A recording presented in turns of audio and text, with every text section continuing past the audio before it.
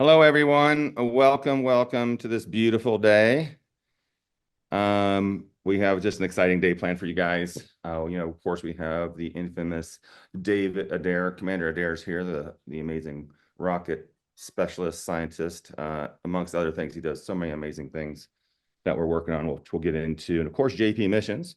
First time ever that I'm ever interviewing him. And I know a lot of you guys have lots of questions to all of them. So I will be now and then checking in with the chats. Let me see where the chats are. Cameron, where are the chats? Let's see.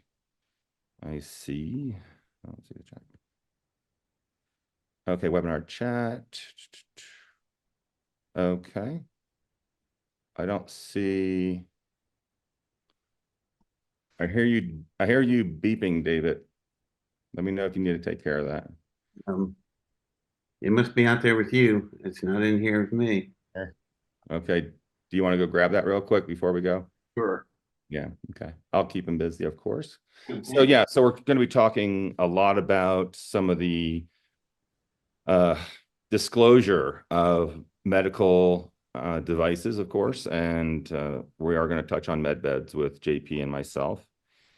And David Adair also has some things that he wants to release to the public that's never been released before that has to do with technology, a satellite that's up there, many satellites actually, that even the President of the United States doesn't know. And we are writing a briefing on that because we just obtained all the white papers, all the secret documents for that, which we'll get into most likely near the end of this. Because I know you guys have questions. And we want to get to, try to get to everybody if we can. But first, we're going to do some introductions, of course. Cameron, I have the participants here, but I don't have the chat. Is the chat open for everyone? Someone say something on chat so I can make sure that we can see everyone. Because right now I just see, oh, here it is, Q&A. Okay, good, perfect. Q&A is up.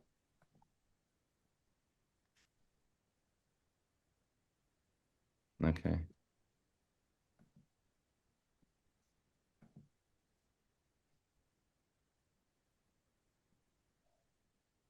Yeah, I'm looking for the panelist chat, Cameron.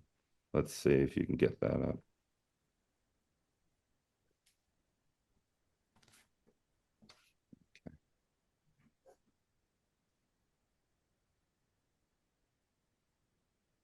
Oh, I see Joshua. Hey, Joshua, how you doing? Well, welcome everyone as you guys are getting on. I see they're opening the chat for everyone. This is great. Darla's on board. Hello, hey Zara, Madeline. Good to see you guys. I want to give a special thanks to Cameron Clapp, who has taken over the Q&As and webinars moving forward. He's been a great asset to our team. So thank you, Cameron, for all the stuff that you do. And I want to also thank, of course, Darla, my wife. Cameron, there he is, the storm trooper. Who's this other guy? Is this David Yep. Adair? Man, Capital Stormtrooper. I have not. Here he is. Congratulations, by the way. We're working on all that. You guys can check out Cameron Clapp at what's your website, Cameron? That's Do you have a right. web? You have a website, Cameron? I don't know. Well, he's on Facebook, Well, Cameron. check us out on Cosmic Cosmic Disclosure Disclosure Alliance. Alliance Facebook page. Yeah, type that in there, Cameron. You did a wonderful job on that. The first ever group where you can say pretty much what you want to say. That has to do with disclosure. Um, we've been muted on a lot of other organizational groups, so we decided to make our own. It's called the Cosmic Disclosure Alliance on Facebook. It's pretty amazing. Plus, you get to see all the updates, and we do interviews on that as well. David, Yes. Dare, welcome, David. How are you today? Oh, fine. How y'all doing? I haven't seen you in a couple of minutes. Yeah. That's classified. Um, so Cameron, let's go ahead and is the chat all open right now? Because you have a webinar chat and then we have the Q&A and then I see the participants thing here, which is fine. Yeah, Um, We're good. We're good. Okay, excellent. So welcome everyone. How you guys doing? We're just doing a little brief introduction. Everybody knows David Adair, of course, and myself. Cameron Clapp is one of the new guys on here. And of course, we also have JP Missions. So What's we're up? going to What's start up, off with guys? How JP. you guys doing? Let's have JP on video here. You know, JP is still working in some classified projects. So JP, you know, he has to hide his, you know, his face, of course, and his hands, so he can't be recognized. So he is still part of the underground stuff.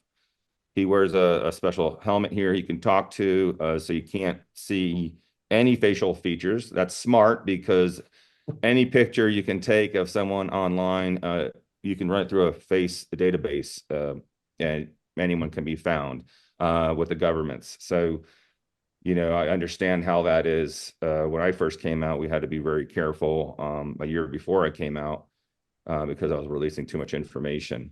But now it's getting really strict out there. And, you know, thank you, JP, for taking that initiative. You're a great patriot, of course, like Cameron is here. But JP, so people can understand and get to know you as well as myself. I know you've met with David Adair a few times before me at some other classified events and things. So tell us a bit about yourself, JP. Number one, like how did you, when did you join the Army? I joined the Army 4 years ago, Okay. almost 5 years ago. I joined the Army. Mhm. And prior to that, I was having experiences Mhm. in Tampa, Florida, by MacDill Air Force Base. And my first experience happened down south in Brazil, Right. in a state called Goiânia. It's in the center of Brazil. A lot of SF units go over there to train and all that from different countries. But my experience first happened in Brazil.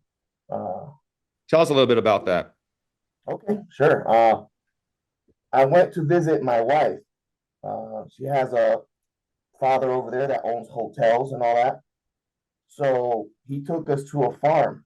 And then this beautiful farm, you know, at night you can't see, there's no light pollution. So you can see the constellations, the stars are beautiful. And we went to this farm in Brazil.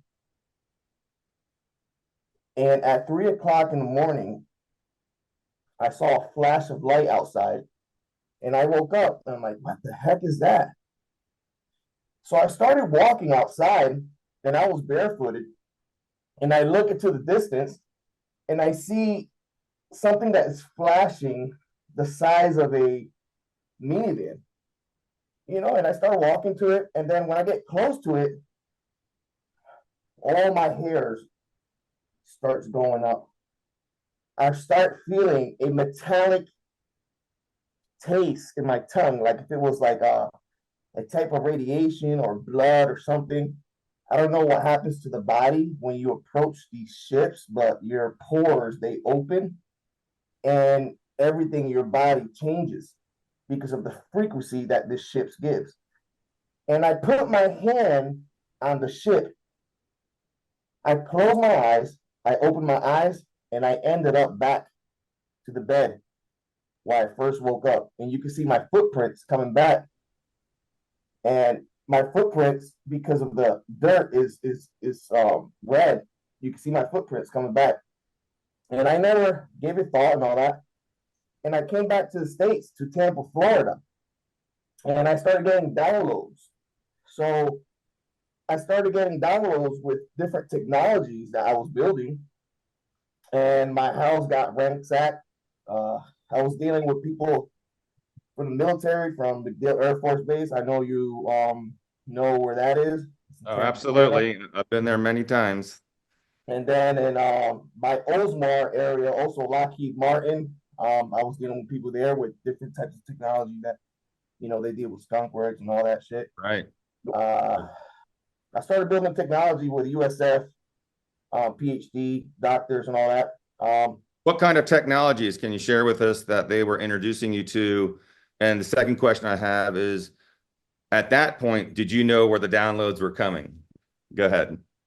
So the type of technology I was building was the type of healing technology using something that the military was giving me, material that I was getting from the military, and I was going out with them, and they were going out with me. But I had the knowledge of how to put things together, and I was talking to a PhD professor that he was also a neural scientist, and he knows his stuff a little bit more. So we built like a black small box that when you touch it, it heals you in a way, and it heals your wounds, your cuts for the for the military. So when you touch it, you said, what are you touching, JP? You're touching the device, The device. Okay. itself. All So right. it gives out a frequency. What's built in the inside is a little bit more, classified. Right. But what you build, what's built in the inside, when you touch it, it can heal certain parts of the body. How big is it, and what does it look like? Is it like a little box or something, or Yeah, it's like a little black box. where does it get its energy from? Where is it? How does it harvest energy, or does it? Repeat. How does it get its energy to operate? Does it need some sort of energy? Does it take batteries? Do you plug it in? It has a certain type of material that we use in the inside. I know you're probably aware of what. That's okay. I understand. They probably use it also on the med beds that we're gonna later get into. But they took the technology, they ransacked my house, and that happens. So, I just got away from that, and they kept picking me up in the minivan and interrogating me, saying, "Hey, we know what happened in Brazil, and we know what kind of downloads you're getting." So we had the black hats picking me up, and we had the white hats picking me up. The white hats picked me up, and they said, "Hey, this time in this hour, we're gonna have a ship flying, and we want you to take a picture." And I'm like, "What? What are you guys talking about?" So in that day, that hour, I had my camera out, and I took pictures of this particular beautiful ship, Nordic. And I don't know if you're aware with Dr. Michael Sala, Exopolitics. I shared with him the information, and he published it, and it became a Tampa Bay Times story, and everybody was talking about it in Tampa. And from there on, I kept getting, undercover people approaching me and picking me up and telling me, "Hey, go take a picture." So I took a picture, and I got proof and video and pictures of different types of ships that I videoed and all that. But there's a lot of things in between that happened. I used to get picked up by egg-shaped type of ship by an area in Tampa, and they used to take me up to different domes and to different places around the United States and also around the world. And I was not in the military prior to that. I was a civilian.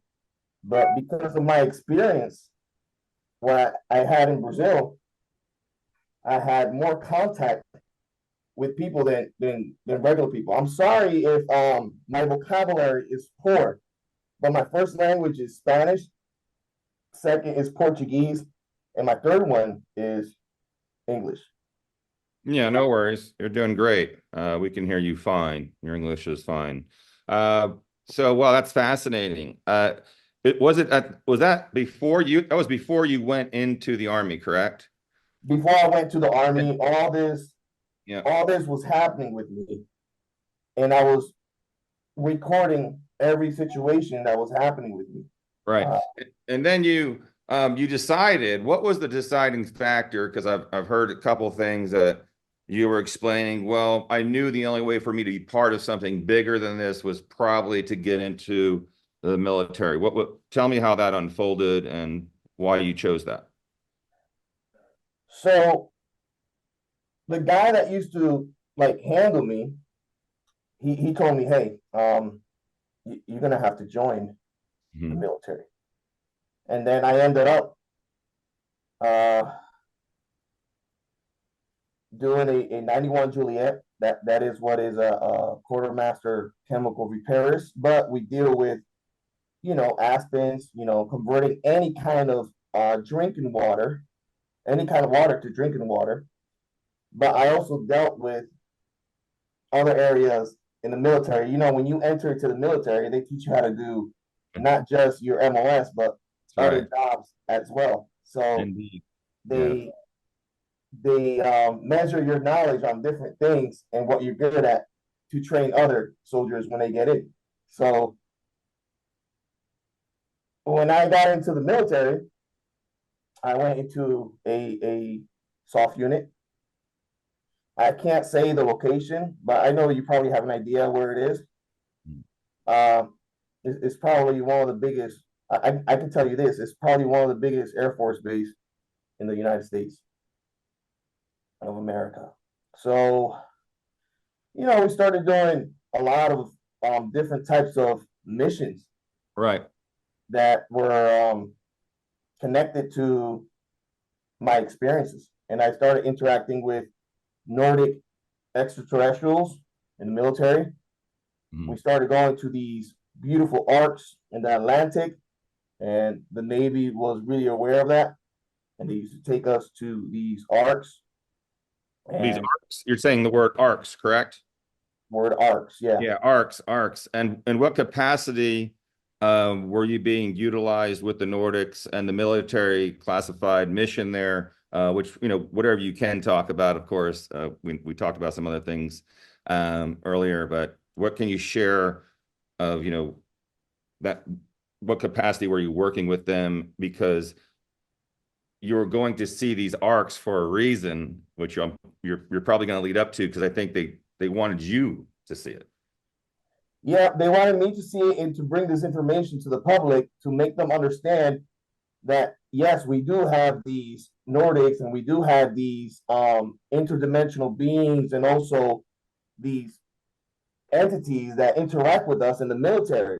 And we have technology that surpasses hundreds of thousands of years that the military is aware and other military around the world is aware that they're working with. So by me going there and bringing this information with Dr. Sala, they're really aware, the community of the White Hats, they're really aware of Dr. Sala and me giving the information over there. So I used to get the green light. I still get the green light to give out this information. And Yeah. right now we're living beautiful times. We got a new presidency, and this is going to be heaven for technology, for the healthcare community. We got Robert F. Kennedy that is going to help with that, and I'm really happy that this closure is going to happen, and this closure is going to change a lot of things in the United States, around the world, our solar system, and everything around us. Yeah, I agree with you. How the I got all unfolding. over the place. I I got know. all over the place No, you're because good. It's exciting times. And yeah, I go off on tangents like this with the crew because I'm so excited how everything's unfolding, not just politically, but how everything else, the people are now that are in these projects like you and I and David, we are now can speak a little bit more freely without yeah, getting worried. We're more protected than ever. oh yeah, we are You so can protected right now. let the people know that it used to be a little bit different when they were breaking in our houses and trying to kill us, but now we're kind of these assets that they really want to support us, and that's why you're here doing this. Well, I'm gonna get up to the other question was when you first met the Nordic extraterrestrial race, was it a male and female? How many of them were there? And did they debrief you first that they were extraterrestrials? Well, they told me they were not from Earth, and some of them are even from the inner Earth area of our planet. So they've been here Yeah. thousands of years, and they've been helping us out for a long time. And the way they communicate is, through telepathic communication. that, you Right. know, if we study what is quantum entanglement, quantum physics, and vibration and sound and music, it could be really possible if you train your mind in a certain way to communicate telepathically. People got to get into the quantum entanglement study of that in order to, you know, understand that a little bit more. When you understand these ETs are way more advanced than us, and their pineal gland is like way above. They can communicate with you like that, and I'm sure we might have technology soon that will connect to our brain and Neuralink. You know, for example, Right. you know, that we later on in the future we're going to be communicating with Yeah, I machines, mean, with our definitely. brain, moving things with our heads, with our minds, and Yeah. communicating as well by via code. Yeah, and they've kind of already proven that with Elon's Musk little brain tap device. It is fascinating. It's also kind of uneasy, but there's going to be ways to utilize that once we can clean our pineal glands out too, so we won't have to utilize that the electronics. But moving forward, you know, this whole transhumanism thing and becoming cybernetic organisms is part of us moving amongst the stars, and also, you know, protecting our DNA for future civilizations, for the human DNA to keep going, which is highly protected. I want to let the audience know out there. You might think aliens are trying to kill us. It's really not like that as much. You know, it's more of a protection. You know, they are on a savior mission for this planet and for us, and we just need to wake up and help them and help move that project forward. Some of the projects that we are all on this, the four of us here with even Cameron here, helping move forward these projects that we really believe in to help with self-sustainability and cleaning up the planet, and also cleaning up your own vessel to make it a little bit more able to adjust for the new frequencies that are coming in. I'm glad you said the pineal gland with the Nordics, because one of the things I've noticed with them is how keen they are, but they're not obtrusive as some of the reptilian races when it comes to telepathy and other things. Could you elaborate a little bit more about what did they look like, and how was your telepathy or whatever communications that they use? How was it? Well, how they look like, I explained in an episode with Exopolitics that they also can be walking among us, because depending on, you know, where they go. Like, for example, there was an experience that, you know, a mission that I went to, that we picked up two or three Nordics, right? Two Nordics, and we brought them into the base, and they went into this building, right? And when they went into this building, they came out really different. They came out looking Oriental. They came out with accent and all that, and it was the same Nordics that we picked up. So this particular building has a capability of changing them in a certain way that they look like humans. They can be walking among us, and you know, they can look just like us. If you're like in a baseball stadium or football stadium, you can have a Nordic sitting right next to you, and you won't know if it was them. But the way they look, they remind me of the Balkans. The way they act, the way they interact with you, they remind me like the Balkans, but they're pale and they have white hair. But when they do the transition of changing to look more like us, they just change their skin color. We have the technology Yeah. to manipulate how they look, and well, they have the technology. Let's put it that way. No, right. Yeah. And, you know, they're slowly releasing some of that, as you know, for like these med beds and other, a lot of the technologies are really well rounded. They help with, you know, energy, they help with healing, they help with transmutation, one of my favorite sciences, atomically. So I think a lot of these things are, you know, going to trickle down to all the little technologies we use, and slowly, hopefully within the next couple of years, and you can agree or disagree, JP, that, you know, I do see a really upregulated jump in this, you know, in this technological world we are. Like, we're a jump Oh that we've yeah, never seen before. yeah. It's going to be amazing when they implement medical procedures in space, because we know that in space things react differently, and that's what we have to know. And I think the Trump route is going to happen like that. And they're going to try to go that route and to make everybody healthy in a way that is natural, you know, taking all these crazy vaccines and all that, but we're going to go the natural way, how it was hundreds of thousands of years ago. And we're going to know that this is going to change how we see things, you know, and it's going to affect a lot of religions. It's going to affect a lot of belief systems on Earth when we have things happening in space, or we already have things happening in space that is changing the politics and the inner Earth politics of the Earth. You know, we in this exact moment we have armada of ships working in our solar system around the vicinity of Jupiter, around the vicinity of Saturn's rings, and people in Mars. We got people in the interior of the Earth. We got people in the moon, and people when this information comes out at light, that, you know, little by little is drip dropping out this information. But even more, if you see how everybody's reacting right now when Trump is about to enter into office, you know, how everybody's going to the peace route instead of the black hats route, you know. It's going to be an amazing experience for everybody. I'm really happy that everybody's going to experience this happy time and this beautiful technological year that is going to be amazing for you, your parents, your kids, and even pets, you know. I know you have two beautiful R2B2 report. Big beautiful dogs, you know.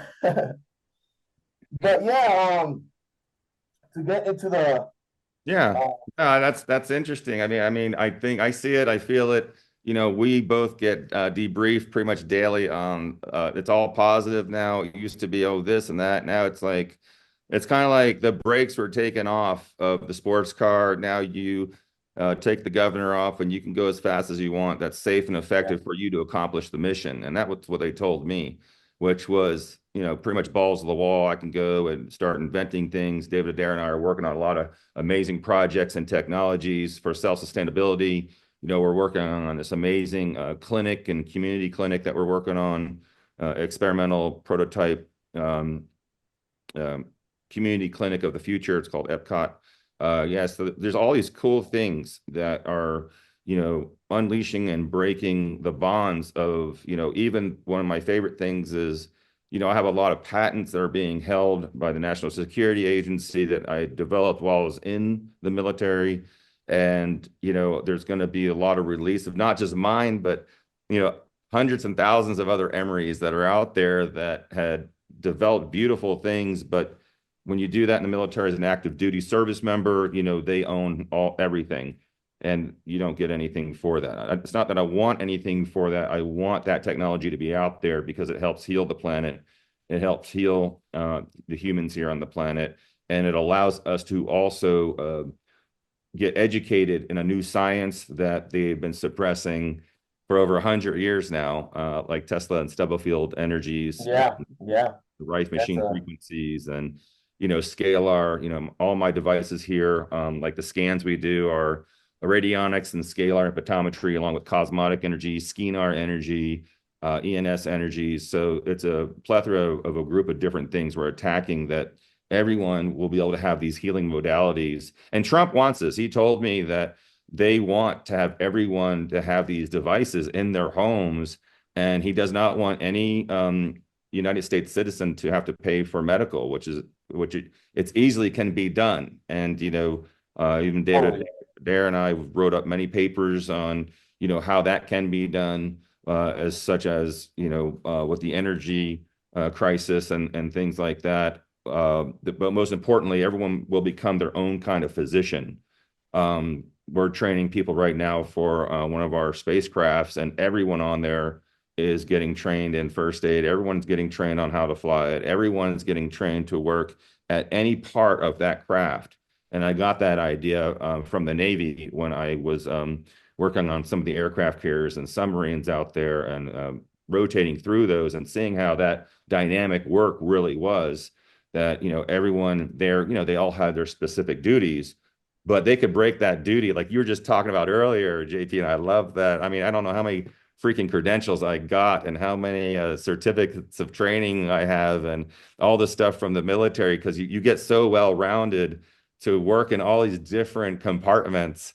And then, yeah, you could do anything, from operating on an extraterrestrial to, cleaning the toilets or cooking food for everyone the next day. So it's a really dynamic structure that I think all people on the planet need to know how to survive, how to take care of themselves and their families, where they're going to get basic necessities, and also beyond that, and in the future, well, I can tell you it is like that. So children, will have, doctorates by the time they're 8 years old, and they'll already have the successful training by 13 to, fly massive crafts and go through portals and learn all this different types of technology. And I'm just really excited for this technology to come out. One of the things that we're trying to do here, Darla and I, is build an education center, university for these technologies. Wow. Because we need to have these young ones that are popping into this world today that are going to be taking care of us. And some are already here, when we get older, even though we're going to be living a lot longer because of all these new technologies being released. We're proving that now by extending telomeres by 30-40% with our technologies. Just as simple as the, Aquafarian Nano Blue. I'll send you some of that too as well. And of course the Emerald Nano Green, things like this protect the DNA and from EMF and radio frequencies. Is what damages DNA that also like deuterium. There you go, Dave. Awesome. he's got some. Oh wow. Oh man. We'll send it to the portal right now so you can have it. And these things help, protect the DNA so the DNA can live longer and be protected from these frequencies. That is some incredible things. Like Michelle DePaul just did. I know she just received some of this nano blue. She did her own little. Michelle, you should put that little video up. She put it up against the Wi-Fi, and the meter shut off just by holding the glass in front of it. So it was a really funny. Of course we do all these tests, for years in the lab, but we don't really post that or talk about it. We say it because we have to be careful what we can say. And more than ever, we have to be careful what we say, because in life there's always going to be a yin and yang. There's always going to be a good and bad, and we do have to be careful. I don't know how you show your face or how David Adair show your face, and you guys are amazing by doing that. But me, I have I gotta how can I put this? When I wear my helmet, I know that there's more missions to come that I'm gonna be part of. So it's hard for me, to show my face or give out information of different types of technology that I know that exists, and I really applaud you, and I really thank you for bringing these types of technology out for the public, But when you're still involved, and I know you are still involved, because you get intel, and David Adair as well gets intel into the ins and outs of different types of technology. But sometimes we can't just we try to give it out, but there's always somebody that is good or bad, and we don't know who might get that technology.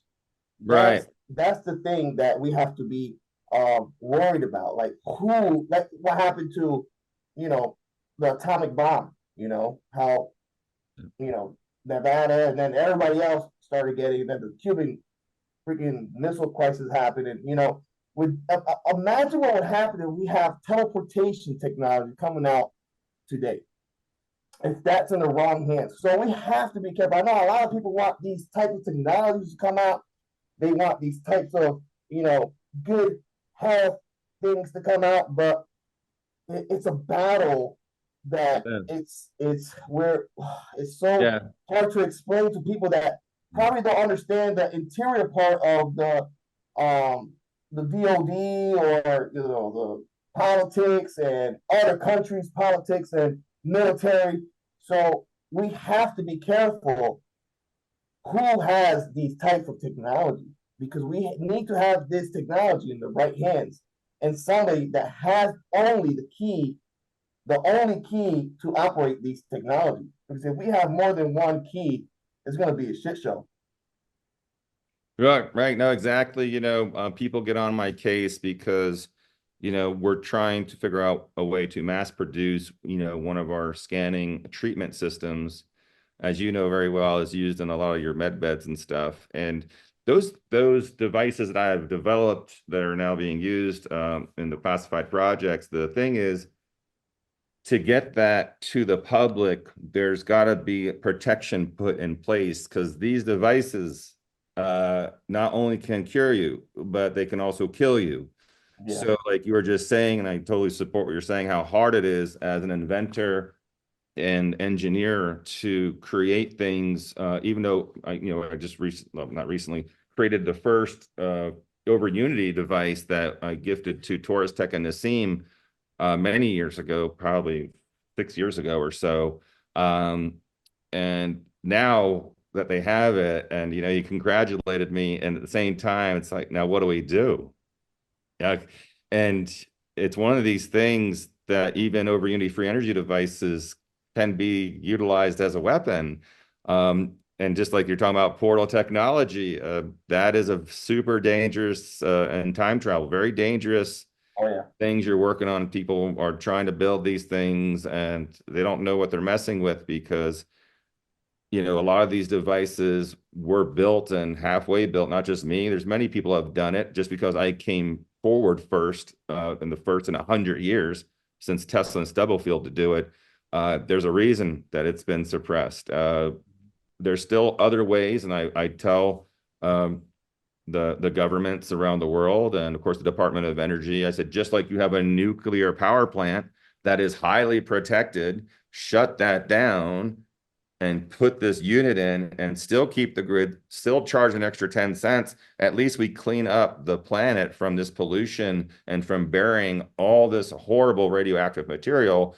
And we also, of course, have, as you know, and David knows, we have devices out there to transmute radioactive material, like in Fukushima in the oceans, but it's still being kept classified. So I'm hoping, and I do believe that it's going to be, a lot of this stuff is going to be more, we can talk about it more freely. We'll be able to, I think there's another, what was that, Cameron? Did you text me the Freedom information, something about a clinic? Something about medical or something that they were not going to suppress everything. I know JFK is in there now. He's going to release a lot of amazing things about the food poisoning that they're doing to us. Oh yeah.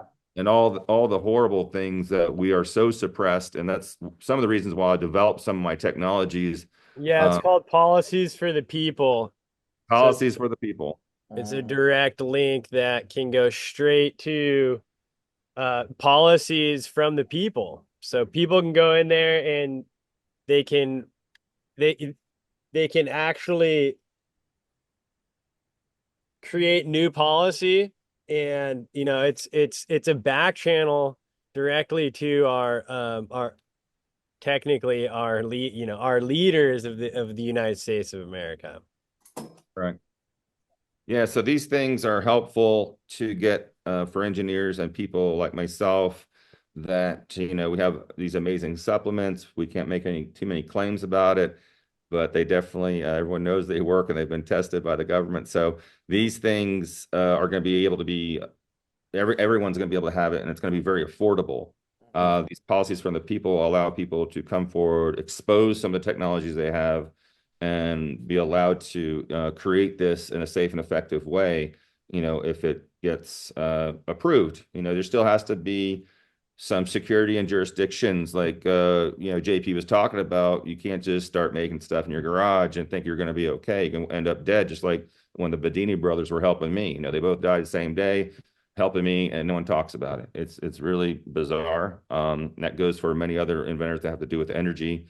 I push that off now to others. I'm not working directly with that because I'm working on some other amazing projects that have to do with the communities of the world and the people of the world. So yeah, so getting back to you, JP, before we get into other stuff with David Adair. So you were in the military for 4 years, and didn't you just get out in August or something? Yeah, yeah. I retired. I got medically retired. Okay. They found something in my heart. I got the jab maybe like 3 times, but I had to get it because I was doing missions. So, Yeah. you can't go around that. You have to do what they tell you to do. Right. But now, they still tell me what to do. I'm still part of the VA and all that, but there's still things that I'm working on that I Yeah. still have to keep my.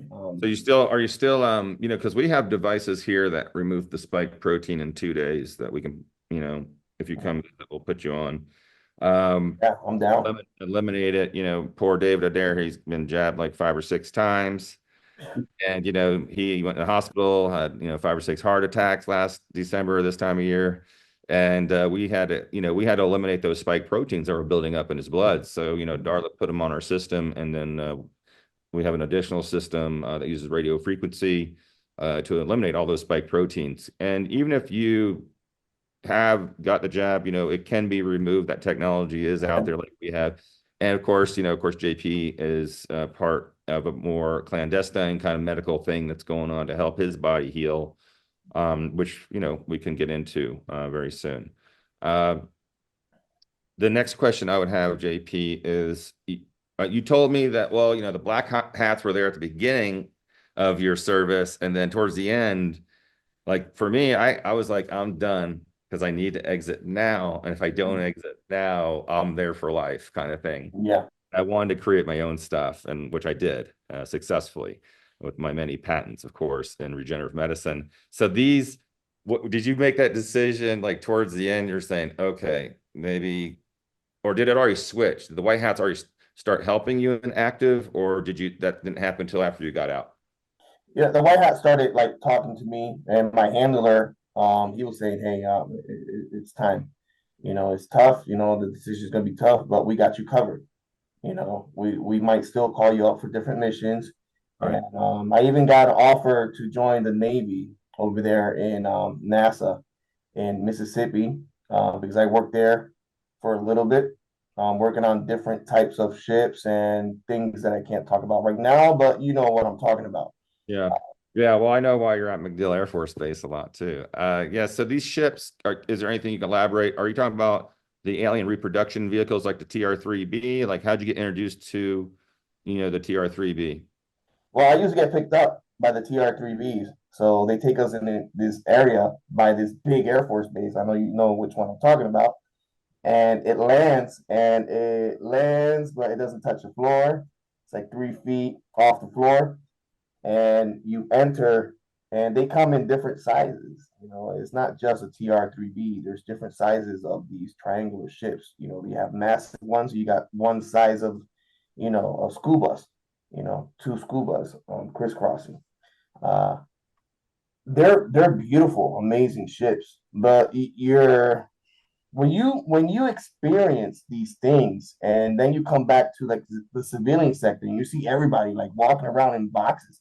You're like, what the heck, man? Why is nobody talking about these ships or these ETs or these things that are happening in the military? So, when I asked my handler, hey, why am I getting the green light to talk and give out this information? He's like, man, we've been studying you for a long time, and you, like all other people that are out there, we just giving you the green light to bring out this information. So when these ships used to pick me up, and you go into these ships, these pilots, they're asses, man. They're like, yo, sit down. They're rude. They're like, I don't know if it's a different type of military people that you deal with, but these people that are doing these projects, they're more arrogant. They're more cool guy, like us, Emery. Like No, I you get don't it. flying F what happens. You know, you just have to do the mission, go there, don't talk, don't say hi to nobody around you in the ship, do what you need to do, come back, go back home. Oh, I was at the base all day, babe. You know, uh, and it's tough. You know, it's really tough Hard. on us. It's That's very why hard. there's a lot of military people that are going to come out, Emery, and I'm really happy about that with that whistleblower protection thing.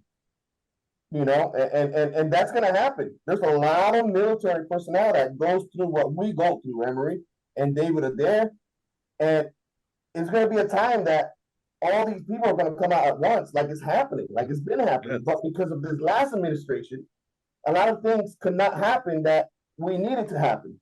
But now that we have a new administration that is going to change a lot of things, and let me tell you something, they're going to try to take him out.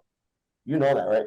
They're going to try to bring that Amendment 14 on him, but you know, they're going to try to eliminate him before he puts his hand on that Bible. But once he puts that hand on that Bible, it's a new ball game. It's going to be something magical for technology, for the healthcare, for health technology, and it's going to change the world. And I'm really pumped.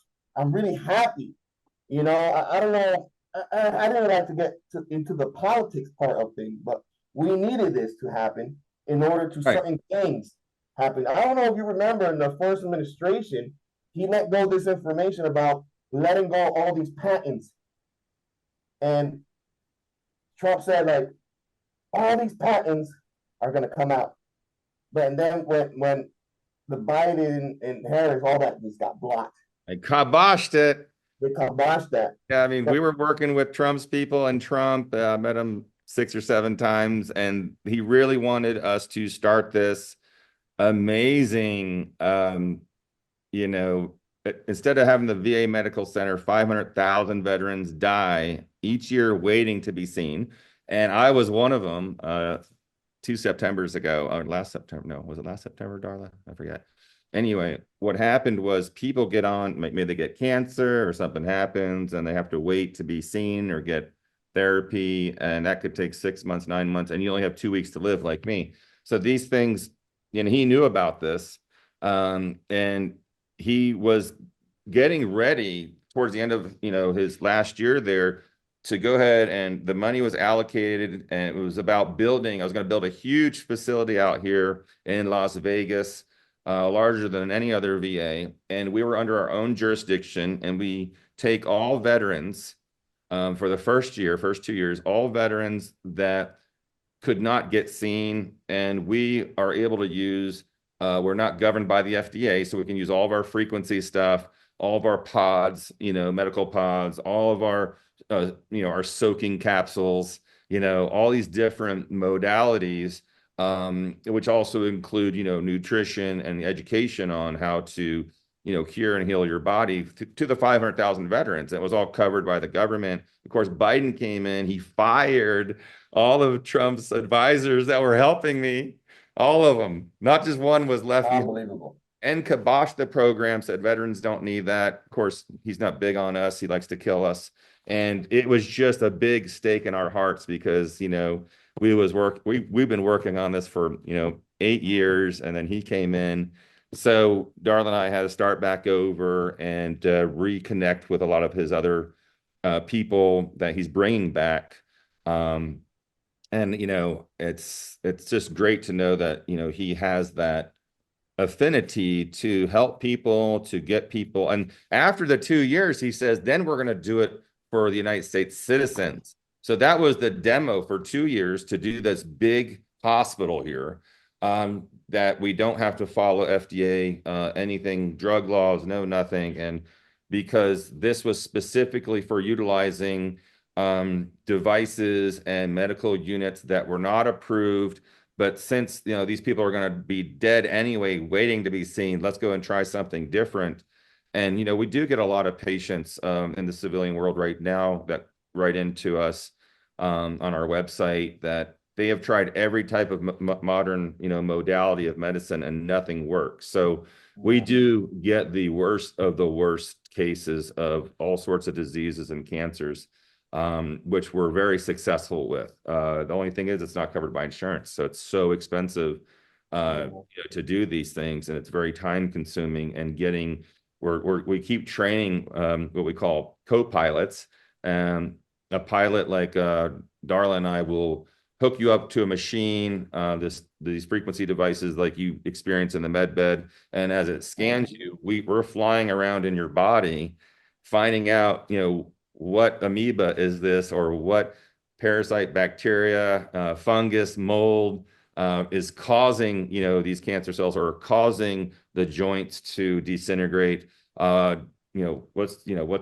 What is that? So we can dive into, and like you get on your smartphone, you keep zooming in on a picture. Well, we can zoom in all the way to your DNA, RNA, and chromosomes and see what the hell's going on, and then correct that.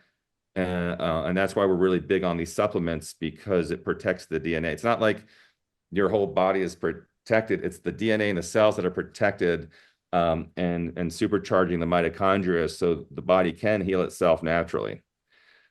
So can you say anything? I mean, I know recently, I don't know if we can talk about that. I'll just throw it out there. Can we talk about the med bed technology that you were exposed to? Yeah, we could talk about it. I went to the base. They everything happens over there. They took me into this building, right? They gave me this a phone call, and I text Dr. Sala, said, hey, they want me back to the base. I don't know what's gonna happen. I don't know what's gonna go down, but let's see what happens. So, I went into the front part of the base, where the security guard is. I give my CAT card, well, my DOD card and all that. So, and this is the base. This is not the veterans VA thing. No. Yeah. It's not the veteran. I'm just setting the space for the people. This happened inside the base, but the veteran area is right by it, like every other base. So there was a black car waiting for me in front, and he does like this with his hand, and I'm driving and I see him. I'm like, hey, how you doing? He's like, follow me. I'm like, you? He's like, yeah. All right. So he already knew. I don't know, they probably have a GPS in my truck or my phone, all that crap. So he knew that I was there already. And he's like, I follow him. So I followed him, and we went to this building that was like rusted, but it was like 3 stories, So I parked my car, and he's like, follow me. So he's like, give me your ID, your cat, give me, your dog tags, give me your keys of the car. I'm like, oh man. So, I had to give him everything, and then we entered to the building, and it's like a airport. It's like a protection and all that. You go through this machine, and you're in line, and I saw all the people in line, and I was like, hey, what are we doing here? And the guy was like, yo, shut up, just stay in line. And I'm like, man, but I really want to know what's happening. Like, why are we here? He's like, be quiet. And then the security guy was like, hey, no talking. And regardless where it is, this is good for you. I'm like, all right. So we stayed in line. They made us, take off our clothes and all that crap. And we entered into this room, and there was a doctor. There was a doctor there. He was skinny. He had a mask on, but he was bones. He was skinny. So, and his skin was pale. Yeah, I'm sorry, JP.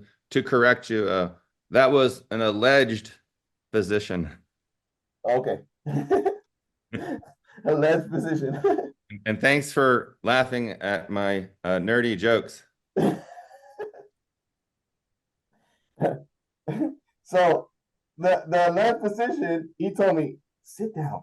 So, he was really polite and all that. And he really moved like he was skinny, man. Oh, wow. So if he was polite, he definitely was not human.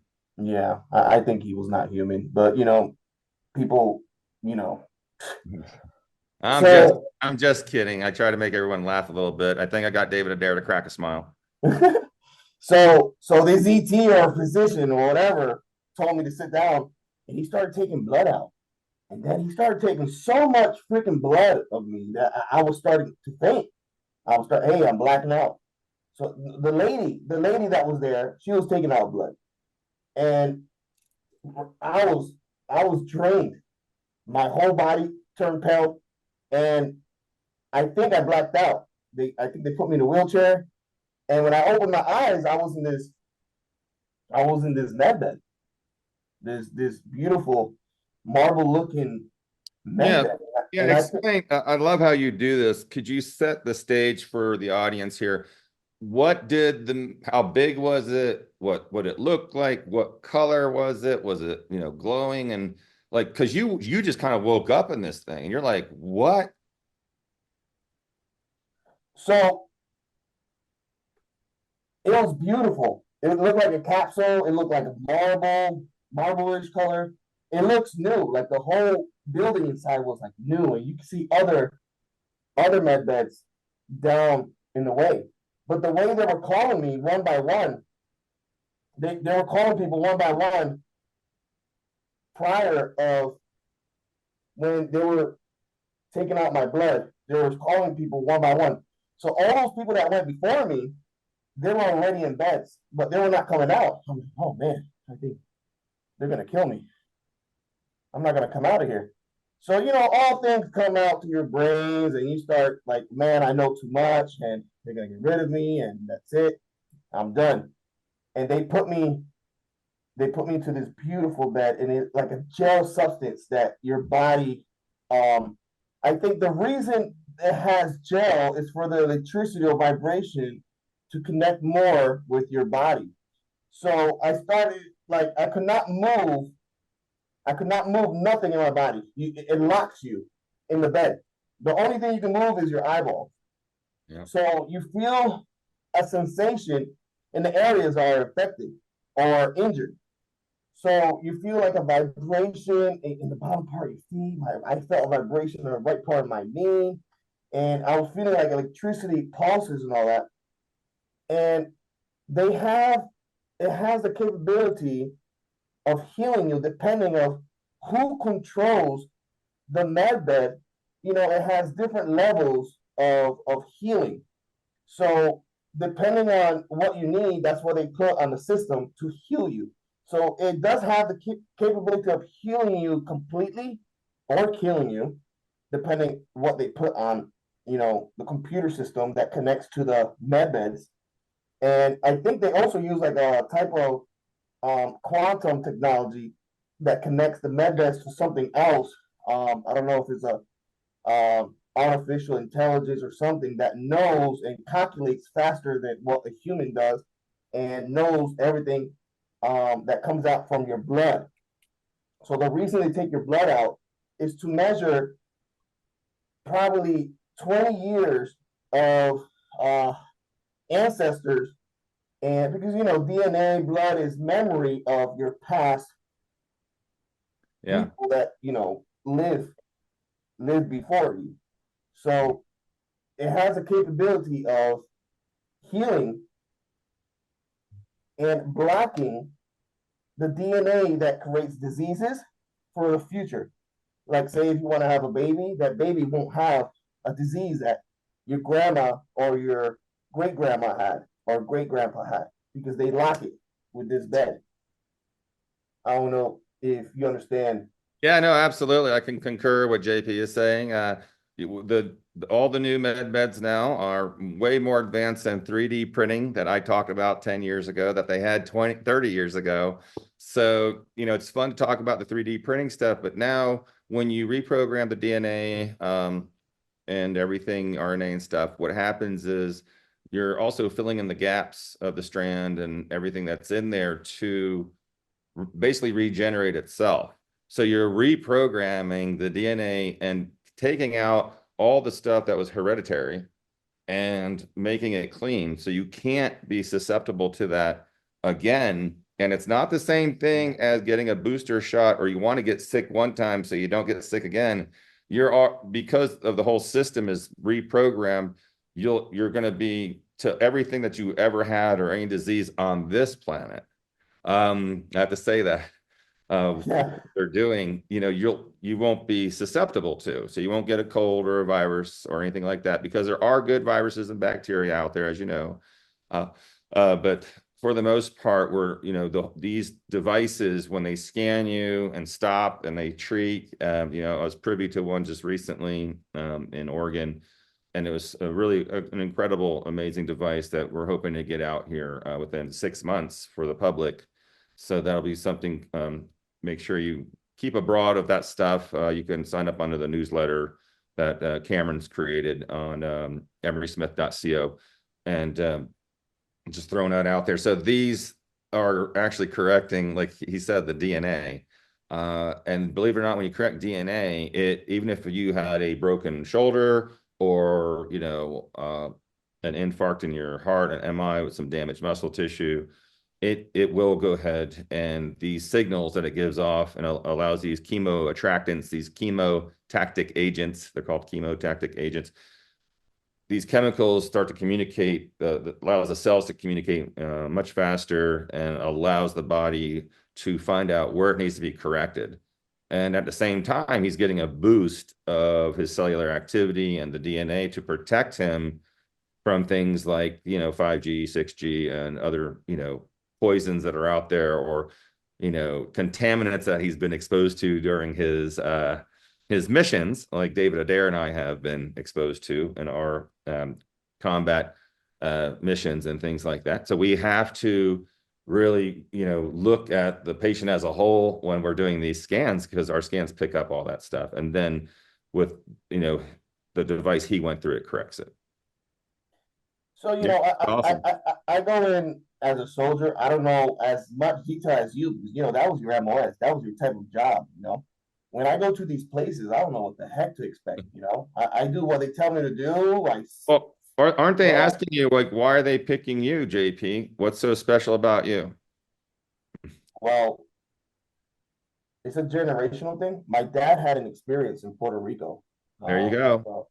My dad was stationed in Bayamón, Puerto Rico. Yeah. Yep. Yeah. He had an experience over there, and he never told nobody about it. My grandpa, he was a veteran as well. He fought in World War II. He also been through a lot of different experiences. I go back probably 5 generations of military, Puerto Rican military, right. Over here in the United States. Sure. My family, they're from Puerto Rico, but I was born in upstate New York, so I'm a New York Rican. So I know a lot of people say, "Oh, but Trump said, it wasn't Trump," and if you can't take a joke, don't live. You gotta learn how to take a joke. A lot of people saying, "Oh, Puerto Rican's this, Puerto Rican that." I say, like, there's certain people that you have to give mind to when they know what is good for the future of United States of America. When they know what's good for the health of the United States of America.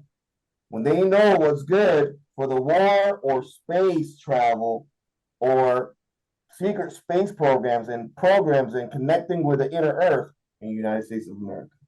So me being, from Puerto Rican descent, this generational thing, what they told me is that, my blood has something special, that they know that I've been through certain, when you go to, and how can I put this? When you go to space, right?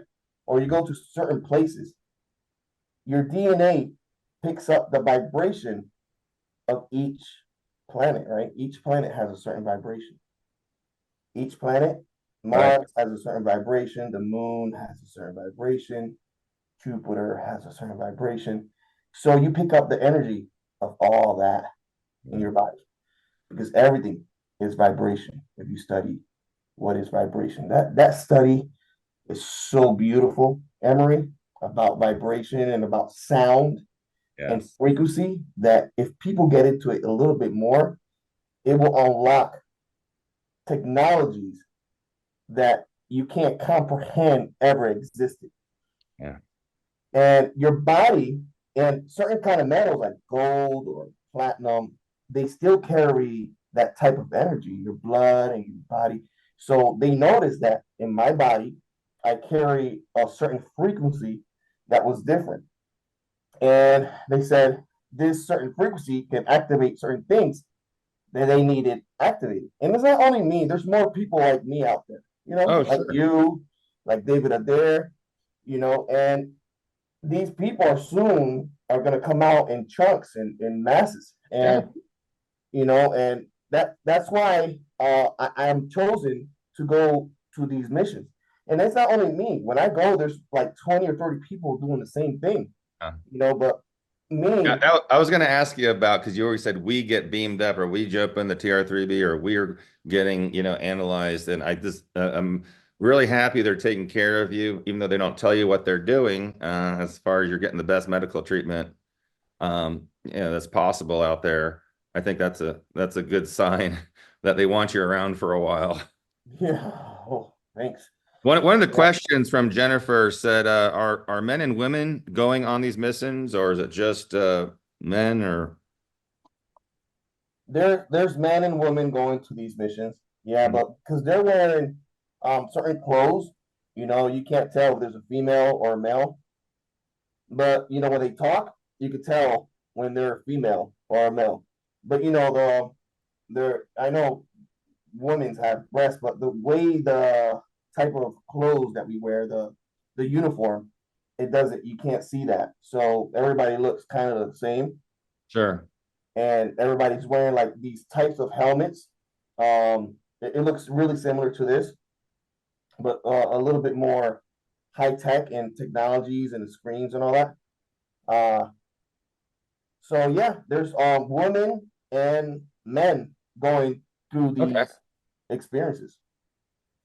Lori Potter asked, what test is done with the blood work to measure these frequencies? I don't know if you can answer that, because I don't tell people either about it, but Well, in your body, you got 10 billion type of microbial being living stuff in your body. So they're not only measuring your DNA, they're measuring the microbial life forms that also live in your body. So if we get into also teleportation, they have to measure the DNA of each microbial being that lives in your body. So we're actually like a miniature Earth because that's right. We're our own little biodiversity. You and all your so microorganisms, I always tell people. Or I say so they, you picked up a little bit more friends on your last trip to Mexico, yeah. Uh, so yeah, they measure your DNA, but other DNA as well in your body. And depending on what type of DNA you have, or you picked up, well, Right. you're chosen. Yes, Madeline, they are measuring the whole biome. That's correct. Some panelists was wondering, will there be a time that you will be able to, release your identity? Or is it just no one can predict that, you don't know? I can't predict that, but probably 2025, I Yeah. will release it because I'm happy the Trump administration. Okay. Lilia Relatova asked, that she listened to you on Michael Salla. And I'm definitely giving a shout out to Michael Salla. He's wrote the book on JP. You can exopolitics.org. Love Michael Salla. I didn't get to read all that stuff, but of course I'm debriefed by the one and only here, JP, behind the scenes. That's fascinating stuff. We're not going to probably catch everything, but we're going to be doing more and more release of information when JP wants to give it. So this is going to be an ongoing thing that we might be doing if time permits JP to do that. So she was just wondering, she listened to you and just said, when will the military and Trump roll out the med beds for civilians? She says for autistic kids, but it's for everybody. But I don't know a time frame. Maybe I don't know. Well, like I said before, if this is in the wrong hands, there's certain devices inside these med beds that can be used for the wrong use for people. So Yeah. we have to be really careful. Yes. Yeah. Have these, and if it does roll out, it's only going to be for now in the base or somewhere that is secure.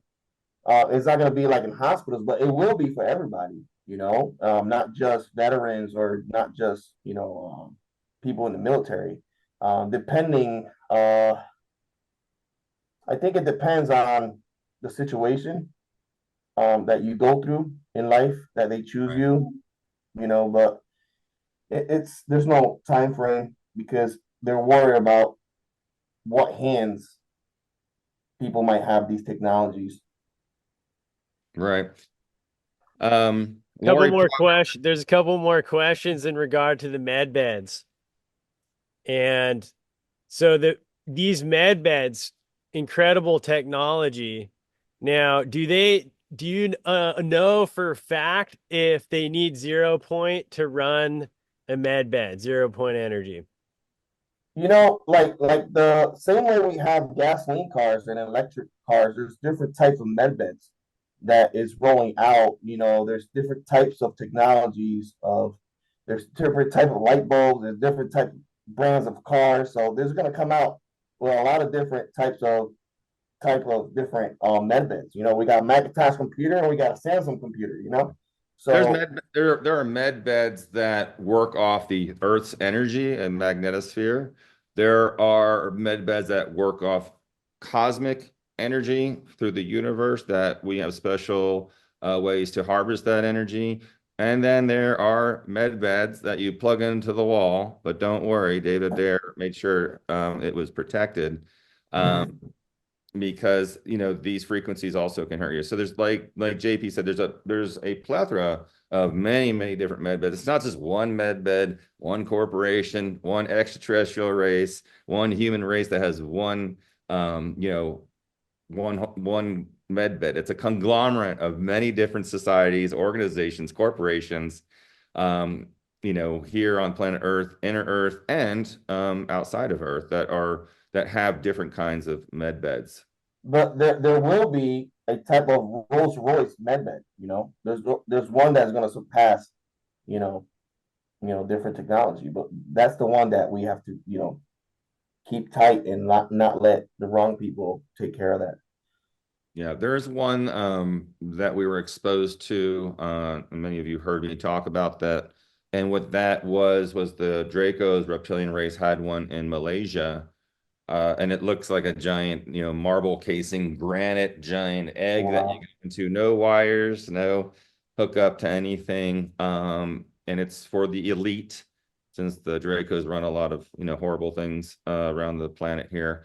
And the only thing is, and Darla and I were actually offered to go through it, but they have to, you have to stop your heart for a few minutes and die in order to get the body regenerated and completely new. So this is more JP transmutation, portal technology, because it's exchange. It's really building your DNA in a quantum field, putting it back into, the body back to with your soul. And then this body shed completely off through the light that it expresses photonically. I'm trying to put this in layman's terms as best as I can describe like it. An avatar experience. Yeah. Yeah, it's kind of like an avatar, permanent avatar experience. It still is you, it's still your DNA, and they can still do what you said though too. They can put you in a dog or another body that they cloned, and that's a whole nother ball game with the cloning. But JP, how many times have they cloned you? Don't know. Don't know. Okay. I just threw it out there to see how, if you knew of anything. How many times did they clone you? 7 times. 7 times? I've only met one of them. I've seen the others, but not talked to them. Only one in the project.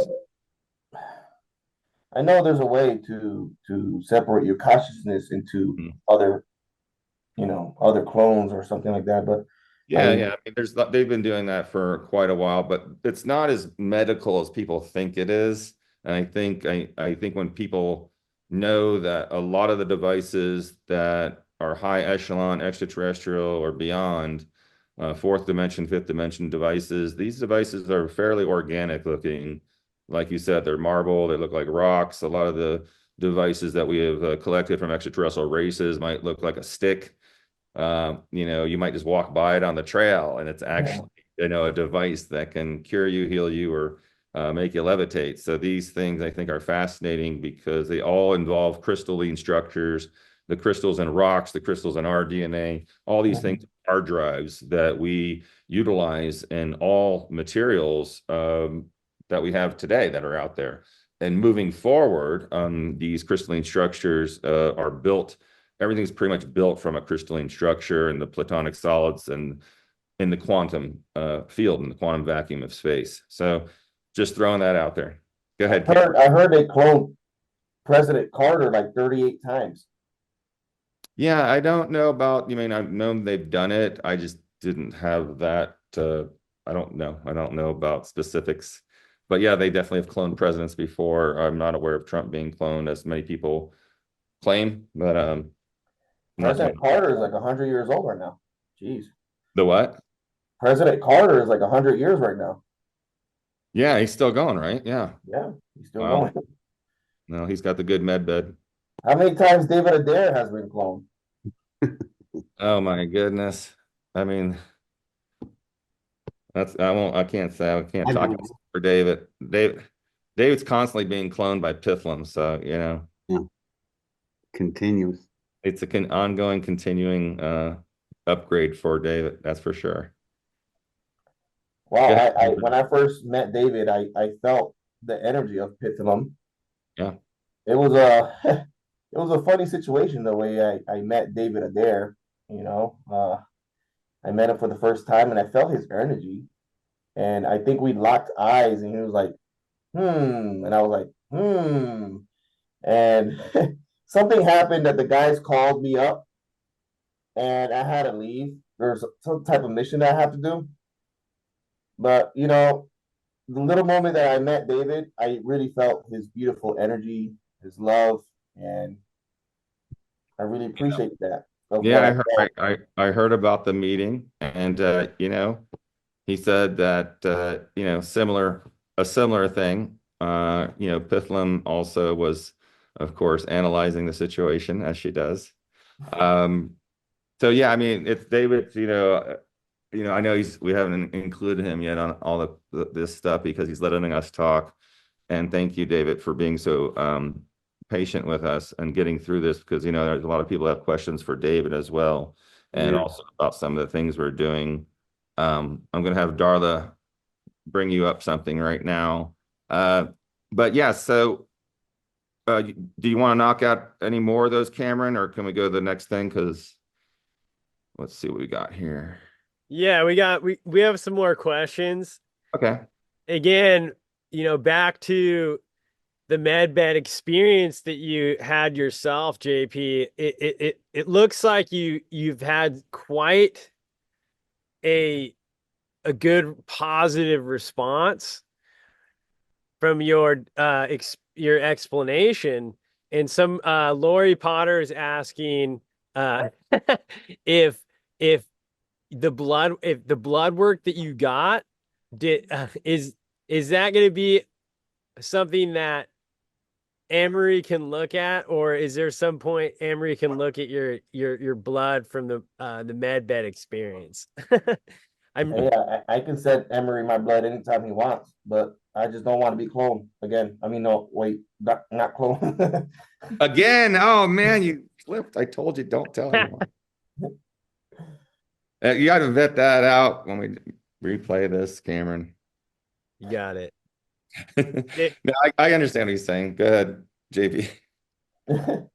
So, no, I'm not going to add. I don't need his blood to our technology, and JP knows this, and I'm not going to do that to JP, of course. But we can scan anyone with a hair follicle or a fingernail, or if you touched a piece of paper, any of the DNA.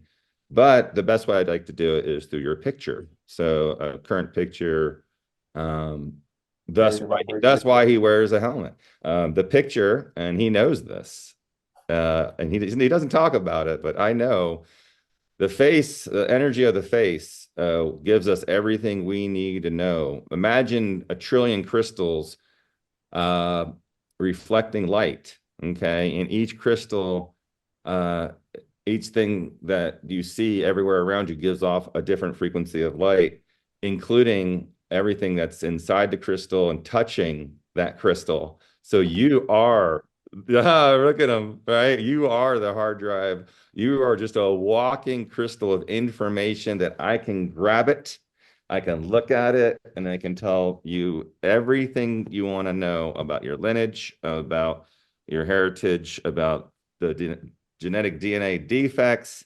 I can fix it, or I could do something else. Yeah. So this is why this technology is so special. And it's also not just special, it's also helpful for a lot of different missions and different sciences that are out there that are not just medical. And that's why we can look through these telescopes and make up the composition through the James Webb Telescope of a planet light years away, because we're measuring the photons off of a picture. Yeah. And there's a lot of great TED Talks on like some of the new weapons that are out there. The camera can look just inside the door, and then we can build the entire house, the entire building, just off the one camera looking in the door. We know where every stairwell is. We know where every room is, every hidden room, because when light reflects from the 55th floor through any crack anywhere in that, it goes all the way down to the first door into that camera, and we build a picture. So guess what I did? I did that for the body. You like that, JP? See, JP's never heard anyone talk like that. That's really interesting, because the main technology that the Nordics really love from humanity is what is video and camera technology. They're like, wow, you guys know how to capture time. You know, if you come think about it, when you hold your phone and you start seeing video, we're watching past time, we're watching time travel, but Right. we just don't see it like that, because we see it as a normal thing right now. But that's the technology of the Nordics. Like, wow, you guys learn how to capture time and capture it really well with details and all that, because we learn how to capture time travel in a device that we can later see it. And that's amazing, Emery. Thank you. Yeah, well, that's what we're doing, because, the next new confrontation is not going to be bombs. It's going to be biologics and chemicals. Yeah. And it's going to be, also energies like frequencies from Wi-Fi or radio waves, so we're looking not only to cure those things, which we've done, but also how do we prerequisite ourselves for this changing technological future we have? Because like you said, you can build this beautiful thing right here, and it'll help billions of people on this planet. But someone else, like you said, there's an opposite to this. And that is what we have to combat, is thinking way ahead. The free energy thing, should have been out a long time ago. There are ways to protect it. I'm sure David could whip something up right now if there was an over-unity device replacing a nuclear power plant. There's a lot of different protection modalities that can be put in place. Can plutonium be, or any type of radioactive pellets or anything be stolen from a nuclear power plant? Yeah. Can it be? Anything is possible. But I think the main part of this story to remember is, we have all the cures, we have all the energy fixes for the planet, and how do we get that out in a safe way? And that's kind of where the new paradigm for Trump and all his advisors in the world need to really look at and think about. There's things that we don't see, and people call it the spiritual realm. What is how sound affects us, how how vibration affects us, you know, interdimensional beings that interact with us that we don't see. And a quick question, Emery, does that technology that you were talking about with, you know, the facial, can that also work for interdimensional beings as well if you capture uh, their Yeah, vibration? so like for instance, the light being here that we actually, I took that picture in Boca Grande Island. They we can actually get even a little bit of the pictures. This is a artist rendition, and I have the original right over here in the library. I can show Oh, I you. have to send you a picture that I Uh, got to see if you can yeah. spot So anything about that. what we could do is we could look at the picture of the extraterrestrial that somebody caught, or what we could do is if there's like a live feed or video that someone filmed like they did with the Las Vegas extraterrestrials, um, you know, there is a little setback to it, which I don't want to really say online, but For the sure. the more color the photo, the more accurate, red, blue, green, yellow. But if it's all green, if it's all black and white, it doesn't work as well. We can get black and white. We have kind of these programs for night vision, green, white pictures and black, white pictures when we are analyzing. We do analyze extraterrestrial pictures and videos through our system, and it tells us a lot of crazy information about them. And we do have minimal access to the genetic DNA database that I helped design when I was in the Air Force 30 years ago. And that database now is it's just so large. One of the things I'm asking the Trump and all their advisors and writing this up to please release this genetic DNA, because it'll answer so many people's questions about where they come from. Because we are a plethora of just so much different genetic mishmash. Yeah. It's kind of like people are like, well, I'm from Aldebaran. Oh, nice to meet you. Well, you're from the Sirius, what constellation? I mean, where in the constellation, how many billions of planets you're telling me you're from right now? Yeah. And if you're thinking that way out in the universe, everyone's celibate, there's a lot going on, and people don't like to hear that, but they're very active in intermingling in species. So it's not uncommon to find Andromedans and, reptilians from different races and all these different tall white. There's definitely a big mosh pit, just like here on the planet, which it's not common for what's going on this planet with this many human races. So, most planets do stick to their own race. Not saying that's good or bad or anything. I'm just telling you, this is a very diverse planet. Also with species, there's some planets that don't have animals or pets. So there's it's an unlimited factor of different species and races in the universe. It's unlimited, I believe. Wow. I don't think there's a number you could put on it. So that genetic DNA would be great to have to help people. And I can do it just takes a lot of time. So we're not into finding out, where JP's from or David Adair or myself. We're more interested in, how do we make you live longer? How do we increase your brain functionality? We only had one patient, the brain thing didn't work. And that's because he was too smart, and that was David Adair. Yes, I'm a legend in my own mind.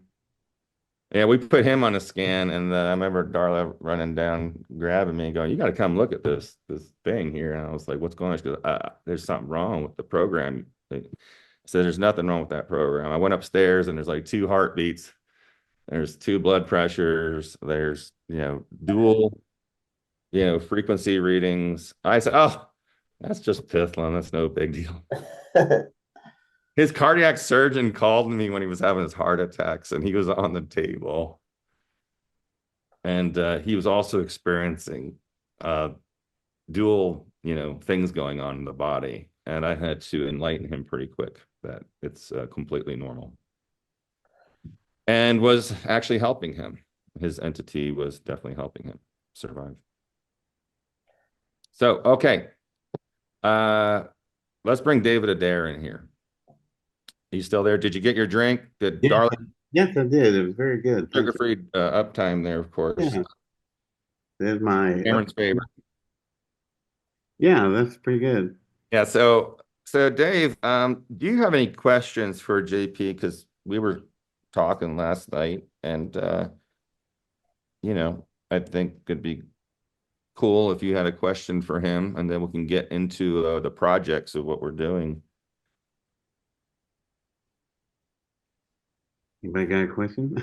Oh no, I thought you had a question for I JP. do. Actually, I have a question for all of you. Okay, for all of us. Let's go. Okay. Explain to me why the address of the NTTC, which is the National Technology Transfer Center. It used Write to that be, down. yeah, get a pen and Write it down, pencil, guys. Yeah. y'all, because I'm going to give out a lot of info, and I will not hold back on names and places and times and dates. So listen up, because this is going to get me So in this trouble. is the guys. This is really an amazing first part. It's going to be in 4 parts. So you're going to get the first of that right now to get you warmed up for next week. Yeah. Oh, God. Information that he has gathered that has not been seen in 25 years or so, with proper documentation from 3-letter agencies. You'll like this one, JP and Cameron. We were talking about that, Cameron, last week with you. So this technology that not even President Trump knows about, that we're going to inform him uh, of this, what's going on.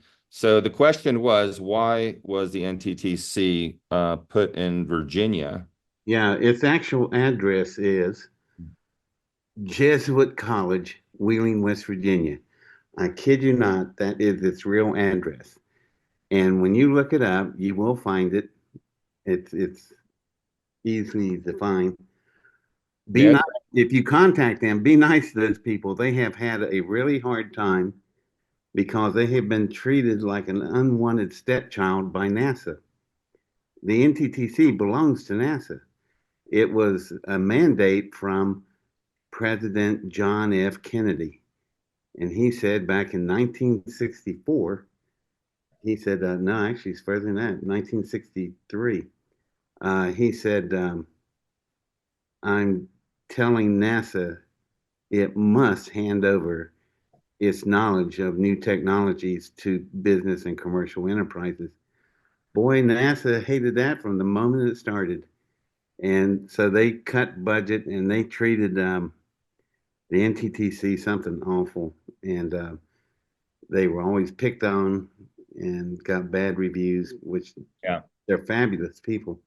Yeah. But so my question is, how did the NTTC end up in Jesuit College, Wheeling, West Virginia? Well, the person you want to ask is the Pope of Pork Barrel, known as U.S. Senator Byrd, which I don't even know if he's around anymore. Byrd of West Virginia, U.S. Senator, he had the NTTC transferred, and NASA was happy to do it, to Jesuit College, Wheeling, West Virginia. So what's so important about the NTTC? Well, that's where all the knowledge that NASA has is transferred to commercial applications. And that don't sound like much, but man, you have got to be there to believe that thing. All the alien stuff, all the extraterrestrial stuff, whatever you want to call it, It, all the classified top secret stuff that the yeah, three of us have worked on. Guess where it's at? NTTC. And don't get mad at these people. They've tried their best to survive. Their budget's been cut. NASA treats them terrible. Um, so they're really good people. That's how I made a living and a career with 20 some years ago. Hell, back 40 years ago. God, I can't believe how old I am. But uh, I started way back in 1960.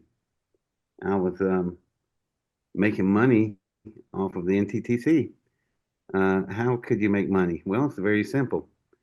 Um, I look at space based technology that's created to solve a problem in space. Then I look at this very same technology and I go, oh man, if we'd only shift this to that, we could transfer it into commercial applications and make a killing. So, what am I talking about? Let me give you a hardcore example. You have three grown men in the Apollo space capsule, not bigger than a broom closet. They're all flying to space, to the moon. They'll be gone about 3 days out, 3 days back, 2 days at the moon. That's 8 days, y'all. They got to eat, they got to drink, and everything floats. So it don't take a rocket scientist to figure out you're going to have a problem very quickly. So we made a material, this company did, called Johnson and Johnson. You may have heard of them. They made a material that could hold nasty stuff to itself until you change out your diapers. And that's how the astronauts went about their business every day when we went to the moon. So I look at that and go, hey, you know what we could do? So I call Johnson Johnson, tell them, and they go, interesting idea. We'll try it. So the disposable diaper came from that project. Now, what did old David get out of it? Old Dave gets about 1/2 penny per diaper over the entire planet. Start doing the math. I did okay on that. And that's a good example of technology transfer. But that's only the beginning. It goes on for thousands and thousands of things that's been transferred into your life from the space program you didn't even know about. I'll give you another good example. They were tired of, the astronauts got tired of cold food. They wanted some hot meals. Well, that posed a problem. How do you heat up a meal in a capsule with convection heat without cooking the astronaut? So, some really smart people at Lytton came up with an idea of vibrating molecules with sound waves, and the microwave oven was born. That's where it came from. Then somebody like me looks at it and go, "Oh, are you serious? Let's call Lytton or IBM and let's tell them, hey, make a commercial application, a microwave that can sit on your counter." And they did, and it exploded. Now you got microwaves everywhere. That's where they came from, y'all. That's no alien technology, no weird stuff. It's just good old science and applications and reapplications, which is what I do. Um, and I can think of hundreds of them. Um, and they get into your life without you even knowing it. Just hundreds of examples. Another one that I remember, I had some fun with this one. I looked at a space capsule, comes in at 5,000 miles an hour. Well, you can't hit the water at 5,000 miles an hour, you'll be dead. So we had to slow the space capsule down, and we slow it from 5,000 miles an hour to 12 miles an hour in just a few seconds. Well, you better have one hell of a shock absorber system between the capsule and the parachute. Otherwise, the astronauts go out the bottom of the capsule, and they don't like that, and they'll have some words with you about it. So we built these shock absorbers that did just that. I looked at those shock absorbers and I said, hey, I'm going to call DOT and ask them a question. So I called Department of Transportation, told them what I wanted to do, and they went, you're crazy. I said, yeah, that's what I do for a living. I'm a crazy type guy. So they said, okay, well, we'll give it a try. So now, you see all those yellow barrels out by bridges and construction sites? And the movies companies want you to believe that when you crash into them, water explodes. That's bullshit, because you hit water at 80 miles an hour, you're as dead as you hit that concrete bridge. So it's not water. What you do is look at the bottom of the barrels. You'll see a little cutout notch under every barrel. You'll see something black running from the barrel to the barrel to the barrel. And what it is that shock absorber system from the parachutes. And you can slam into these barrels at 80 miles an hour and you and your family walk home.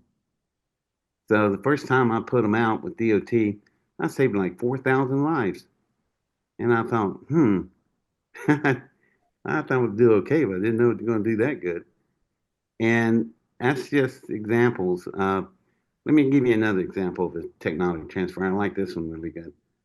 Um, the space shuttles had 5 computers on board, and they're a democratic computer system, believe it or not. They vote and they move along at about 3-4 million calculations a second. And if 2 computers vote against 2 computers and you got a deadlock there, the 5th computer takes a decision and overrides, and the vote goes from 2 to 2 to 3 to 2, and they just move right along. Well, the astronauts had to talk to the computers on board the space shuttle. So this is back in like 1970, let's see, 1981, about 1979. We gave them these little computers called Spock, Special Portable Onboard Computer, SPOC. Not the long-haired, long-eared alien from Star Trek, but or the baby doctor, but Spock, Special Portable Onboard Computer. Well, we gave the astronauts these Spocks, and they plugged them into the space shuttles, and they talked to them during the day, take the data home and work on it, talk to it the next day. And they got a lot of work done, and they were able to communicate, which was kind of cool. But after about a year, I said, hey, we got everything done. We need data-wise. I'm going to have those computers back. And the astronaut said, no, can't do that. What do you mean you can't do that? He said, my wife would kill me. She's got all her recipes on it. I went, oh my God. So I looked at that and I called IBM. And IBM said, really? Yeah. You want to see the plans of it? And they said, yeah. So they looked at it, and your first laptop was called Spock, and it came from that program. That's how you got the laptop computer. But y'all didn't know that stuff, did you? Yeah. So there's it goes on and on and on. So see, there was a lot more than spam or tang or any of that crap. There was some really cool stuff going on, and there's about 14,000 transfers, and that I worked through the NTTC to get that stuff done, and y'all benefited from it constantly. Um, it's sad what way things are running now. You got the NTTC. The NTTC is now in Jesuit College, which most people don't even know where the hell that is. And I had to explain it to them. And they go, "Well, how did it get there?" I said, "Talk to Senator Pope. He'll tell you, or better known as Byrd." And Byrd's son ended up running the NTTC. You like that for nepotism. But they're going to get mad because I'm saying all this stuff, but it's true. And the people that work at the NTTC are the nicest people you could ever meet. And so if you do call them, you'll get hold of them. Be nice to them because they have really been working years and years and dealing with a lot of crap from NASA and other agencies. So they could serve y'all in trying to fulfill a dead Right. president's wish that you get hold of stuff. And so that brings me to the next question. There was a project I worked on, and my partner was McDonnell Douglas. Ever heard of them? You know, they're not a little trashy outfit. They're a multi-billion-dollar aerospace conglomerate that built some serious stuff. Anyway, they worked on a project. They provided the scientists, medical doctors, and I'm no medical doctor. I couldn't work myself out of a paper bag if I had to. But what they told me, they said, we would like an electrophoretic processor to be able to work on board a space shuttle in the middeck in the avionics bay and be out in the weightlessness of space. I said, okay, sure, I can do that. So they leave, and I turn around to a friend of mine and go, my God, what is an electrophoretic processor? Well, it's a thing that looks like an aquarium. And I swear to God, it looks like an old 60s lava lamp. You got liquids in there floating around, and you fire an electrical charge through electron, and the electrons go in a straight line, and the enzymes and hormones that they dump in there run faster and slower than others, chasing the electrons like a Pac-Man, and they separate, and you get a layer effect, and that's how you separate enzymes and hormones here on Earth to manufacture vaccines and serums. So, COVID, hello. Now, all's not It happening. also works pretty good on our spacecraft, David, but I won't say anything about that. Okay, yeah, well, because you're out in weightlessness. Well, you're in microgravity field is what you are. It's not really truly weightlessness. It's you're like in a free fall, like you're in an elevator and you're about 10,000 feet and you're free falling. That's the same gravity field that you have to deal with on board a space shuttle. But it's enough. It's enough weightlessness. You can do a lot of serious good stuff. Oh yeah. They built, so I built an electrophoretic processor for McDonnell Douglas. We built two of them. And they flew on Columbia, Challenger, Atlantis, and Endeavour. So they flew on all the space shuttles. There's two of them, and they work perfect. Now, McDonnell Douglas put a 3-page brochure up on the internet, and it was titled Electrophoretic Processor 1985. That's the year that we created, 1985. And did you know that that website stayed up on the internet for 39 years? 39 years, imagine that. Yeah. That's more than half the life of most of you people listening to me. So at 39 years, that thing's been on a website. And somebody went to it last 2 months ago. I raised a ruckus on Coast to Coast radio. I said, listen, somebody needs to build the electrophoretic processor again. We had two, but NASA came to McDonnell Douglas and told us, shut down your program, take your machines, wrap them up, and put them in a hangar. Well, guess what? I know where the machines are. And I also know how to build them because I don't belong to NASA. I'm 2 steps away. So I can rebuild them again. But for 39 years, you could have read a brochure with McDonnell Douglas stamps all over it, showing the actual pictures of the processors working on the shuttles. And so, what's so special about these processors? Well, the medical doctors told me there's something in that goo at the bottom. You can fire 1 billion volts through there. It will never clear because the gravity field of the Earth that the processor sitting in a laboratory on Earth can't get away from. So I built the ones that went on board the space shuttles. And guess what? The first day of the first hour, it cleared all the way to the bottom on the first pass. And the guy that built the thing, named Charlie Walker,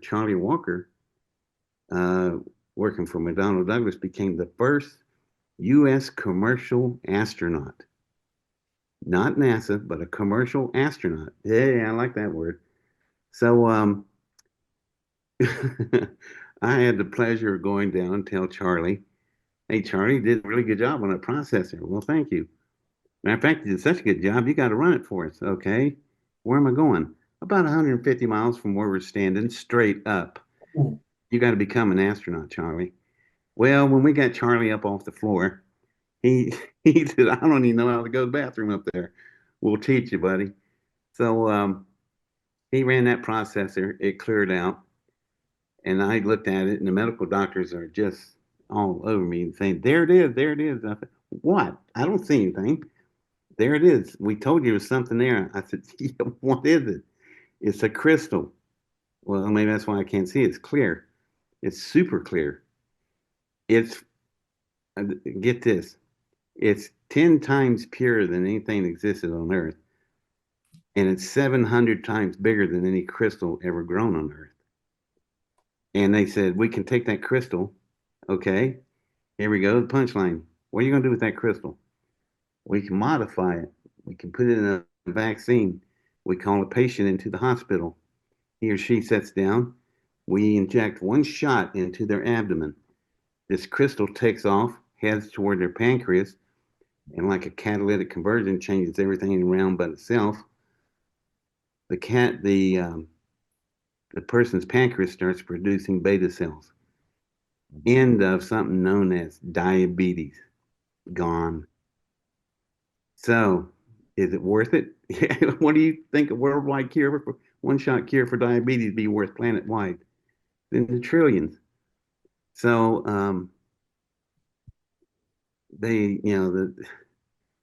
I said, who would not want this? Everybody would.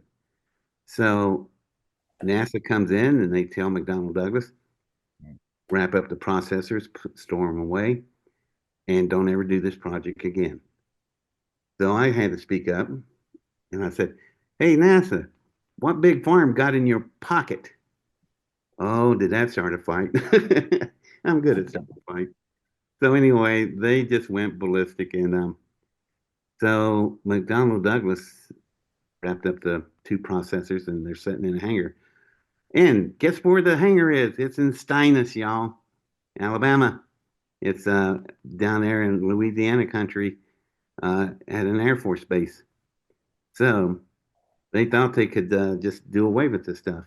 Well, no, you still got me around. So I raised such a ruckus on Coast to Coast. I said, it's an open patent. I'll give it to you for free. Just build the damn processor like in the brochure and start manufacturing this stuff, and we'll get rid of diabetes. Well, guess what happened last month? After 39 years on the internet, that entire page disappeared. And I was at a convention 3 weeks ago, and they said they tried to find it, and it's got some electronic page there selling some kind of stupid crap. And so it's gone. But it used to have McDonnell Douglas brochure on there. Well, come to find out, some of those people were smart. They made copies of it. So there's copies existing out there of the 3-page brochure by McDonnell Douglas for the electrophoretic processor in 1985. But I mean, come on, you could have had this by 1990s. Diabetes would have been as extinct as polio was once in this country. But no. So what can we do now, David, that we've talked about maybe writing the NTTC or maybe exposing some of that information? Put me in a damn Senate hearing. Let me talk to the senators.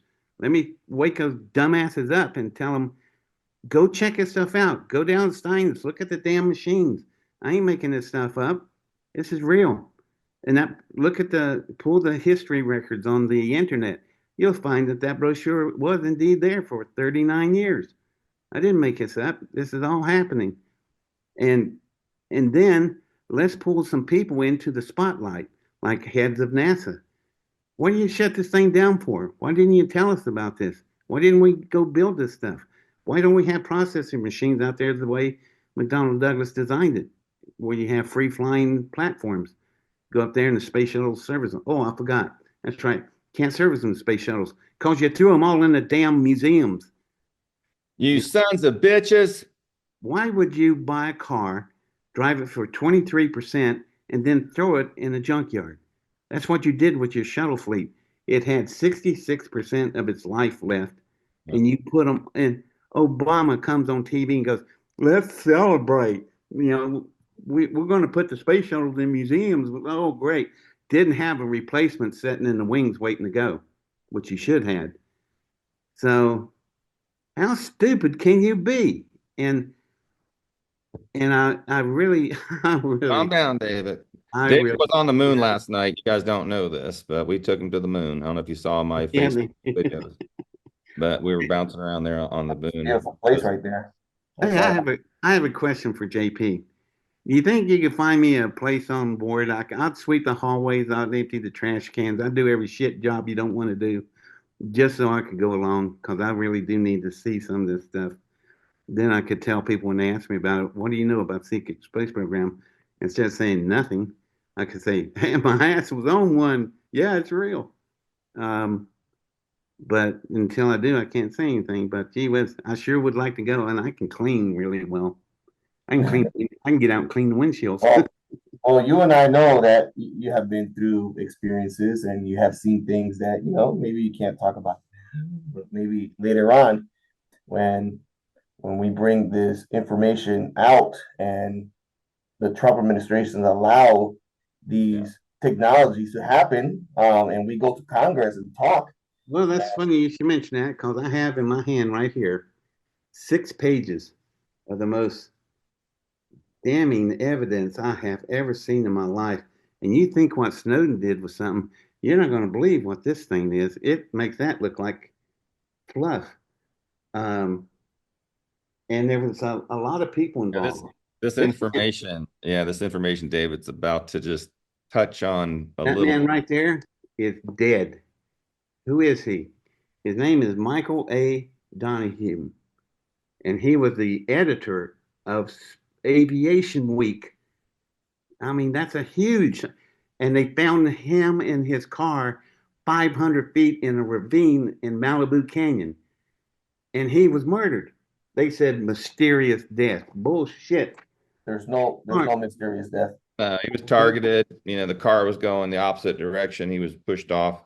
Yeah. And he cremated the body right when they, this is stuff you don't hear about that, is actually the bottom of the pyramid for building the story that we have to tell Congress and the President of the United States. And, David has been waiting patiently for the right time to do it. And you guys are hearing it right now firsthand. That's not all.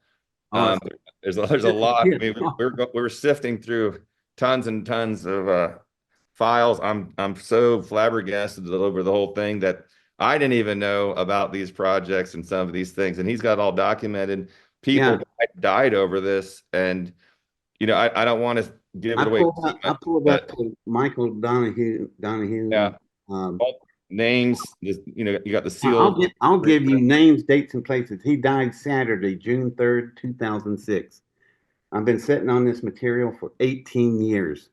The reason I've been sitting on it for so long, I'm waiting for everybody to die because I don't want to die, because I had pulled up in front of his wife's house. I was sitting in a car and I thought, I'm going to get out, knock on the door, and tell her, I know who killed your husband and why. If I'd done that, I'd have been dead the next day. Yeah, that's why we have to know and do things the right way to bring these type of technologies out, because we can get eliminated like in 1 to 3. Well, the reason I'm doing this is on June 14th, 1972, I took an oath, and I promised to protect this country and its people against all enemies, foreign and domestic. And this is the worst domestic enemy I have ever ran into. And they killed Michael Donham. And who speaks for Michael? He's been dead for 18 years. He never got to raise his kids or family.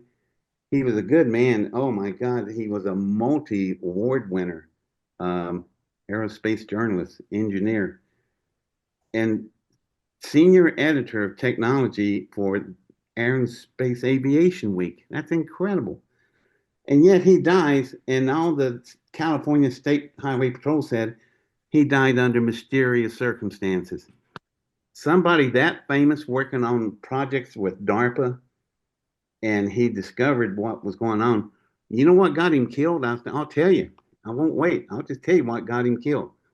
He found out from DARPA that they were using these new hydroxine motors that could be delivered by the space shuttle to satellites and refuel these satellites every month.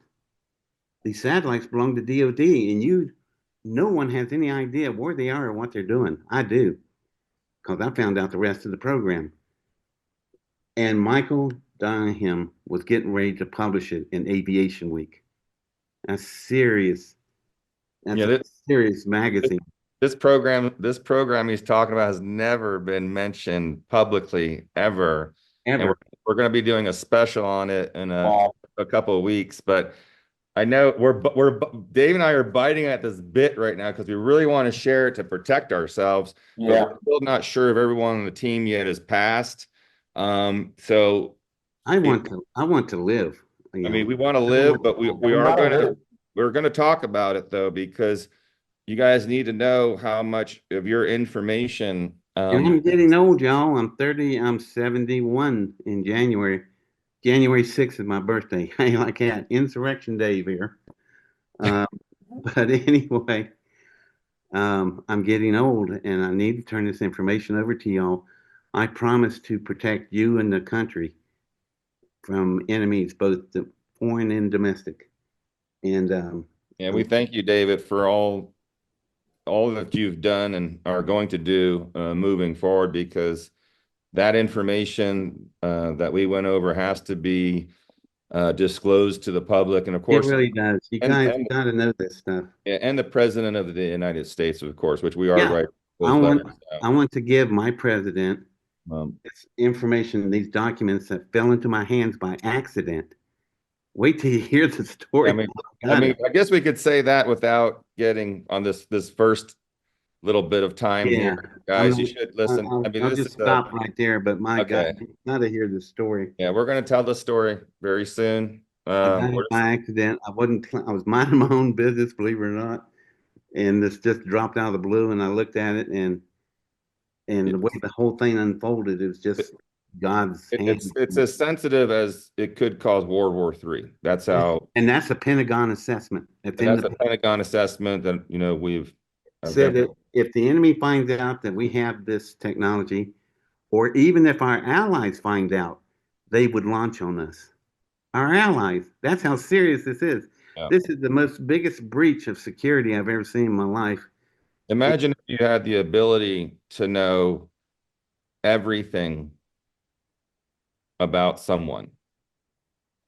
Okay. I mean everything. Everything. That means you guys know everything about Emery Smith and everything he's ever done and everything in his head and everything that he wants to do and is going to do. It's that dangerous because I said that's called AI. No, this is not AI. I can tell you it's not. It's something far worse. It's real. It's tangible. It's out there. You can put your hands on it. And I have all the documents. The way I got this by mistake, I have the transponder codes to where it's at. That's top secret. Yeah. And I'm going to give it up. So all of you that have been listening to David here the last 30 minutes, the question was, what is the NTT? Because this is where a lot of this information is at, and it needs to get out. Yeah, and my question once again is, why is the NTTC in Jesuit College, Wheeling, West Virginia, when it was in the Cannon Building in Washington, D.C.? And this is the Achilles heel to the black. It's very impressive, and we're definitely going to debrief everyone on this in the next week, and I can't wait to share it with you, of course, JP and Cameron, the rest of the story behind the lines, because we need it for our protection. It is something that is very, very sensitive, and we don't know how the world will respond to it. If I end up dead in the next couple of days, it's because they got wind of this, but I have worked things out where upon my demise, automatic deliveries are made all over the planet. So these 6 pages go everywhere with everybody's names, numbers, addresses, even their social security numbers are on it. Yeah. It's just unbelievable. And all you got to do, any researcher will pick it up and go, oh God, there's everything you need to verify everything. Yeah, we're using a special system to deploy that through the internet to about 1 billion people at once. So someone's gonna, many people have these computers at their home, a lot of the hackers, and it just sits there and records 24/7. Yeah, so they're not gonna be able to take it off. They all get fed. So whoever the bad guys are, if you're gonna take me out, it's already too late. I've been sitting on this damn material for 18 years. Imagine all what I've put in place. So yeah, it's gonna happen, and you're gonna get out. It's gonna come out. Everything that is gonna help humanity is gonna come out, and we have to be ready for that. You're gonna get everybody's names, numbers, locations, addresses, everything. We're going to be exposing that. We'll let you know next week. We're doing another one of these probably next Sunday to expose all that. At the So same much. time we're talking about it, we're going to hit, send. And by that time, they'll already receive their FedExes and opening up all the envelopes. Yeah. So we're doing it in a very safe way. Um, And both Democrats and Republicans get it. yeah. All get it. They can all use it. And my final message to my president would be, I have made a vow back in 1972, and I still keep it. I may be 71, but it's still a lifelong vow. It's forever. And I will, your sailor is sitting here waiting for you, Mr. President. Come and get him. And I'll turn all this over to you. But if not, I'll do it anyhow. I'm going to simulate the entire thing. Maybe my last act, but hell, I'm dead. I'm going out of here like that's a bad thing. I'll just go home. That's all. So, David Adair, one of our great guys, a good friend of mine's been on here. He's a lawyer. His name is Dwight M. Gonzalez from New York. He said something that you always say, and I have to repeat it. And he said, of course, the lawyer says, there's no limitation for prosecution of murder. That's why those involved in covering up the truth need to be really worried. And that's a very good point, Dwight, because that's what we were going through yesterday, is all the people responsible for this death. It trickles down. There's always someone that's responsible beyond someone that, may still be alive. I know who holds the smoking gun. I've got the evidence right here. They're going to go ape when they hear all the rest of the story. I will give you the names of the projects, the mottos of the project. Every project has a motto in Latin. And I'll give it to you now. In Latin, it means keys to the kingdom, dare to know. Yeah, write that down, guys. You're going to hear a lot about that. Yeah, you're going to hear, national news is going to pick up on this. And keys to the kingdom is I'm not allowed to say it. Well, it's a sub name of a project. Project. I will tell you the name of the project. I will tell you the name of the satellites. I'll give you the transponder codes. I'll give you everything. I mean, as soon as we get this in a proper format, it's going out. It's already done. It's actually like I said, who speaks for Michael Dornan? He's dead now. He's been dead. His car is still in the bottom of the ravine 18 years later. They said it's wedged in too tight to bring it up. You bring it up, you get it up in a lab, and you'll find scrape marks all over that damn car from other vehicles. It's still there in Topanga Canyon. I mean, in Malibu Canyon. We have to go there. Yeah. They took the body, but they immediately cremated it. So isn't that convenient? And then to bury it. But they missed the whole damn story. I got it all, and I'm just going to turn it loose. Okay. And let the chips fall where they may. Wow. I just want it's for all of y'all. Yeah. Well, it has to be done.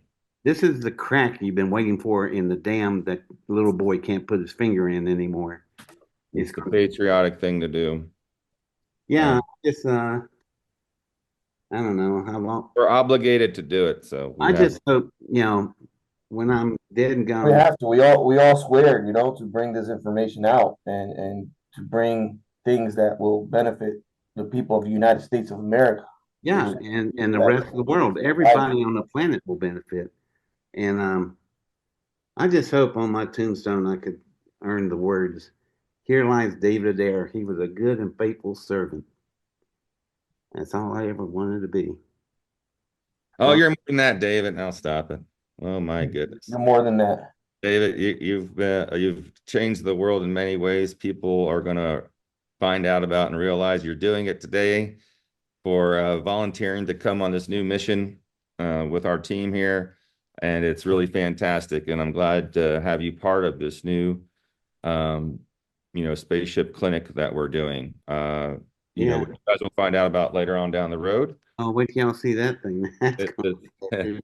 It's something that you want to. Everyone's going to be able to utilize, and it's going to spread across the world as a prototype that's actually working. You'll get a chance to put your feet in the med bed and To touch a little bit base, about that, David and I, the last 10 years, been working together and talking to the head of the Department of State, yeah. not just with our government, but other governments, Department of Energies of other governments, and trying to incorporate these self-sustainable communities with all this medical technology, of course, EMP proofing the grid. And, we've been flown all over the world. We've sat with some of these amazing, leaders and their, criminal type of Department of Energies.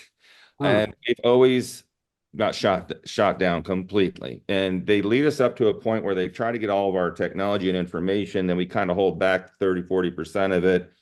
And then they go, no, we don't want it. I mean, they kind of, And then somebody enters the picture every single time. every time there's a greedy, 6 times in a row for me. Somebody come in and one person.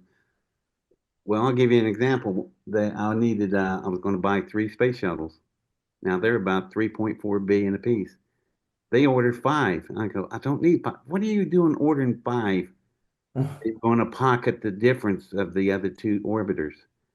I said, this is not a place for you to make money. This is a place where you free everybody. For God's sake, I didn't come here to make money and be famous.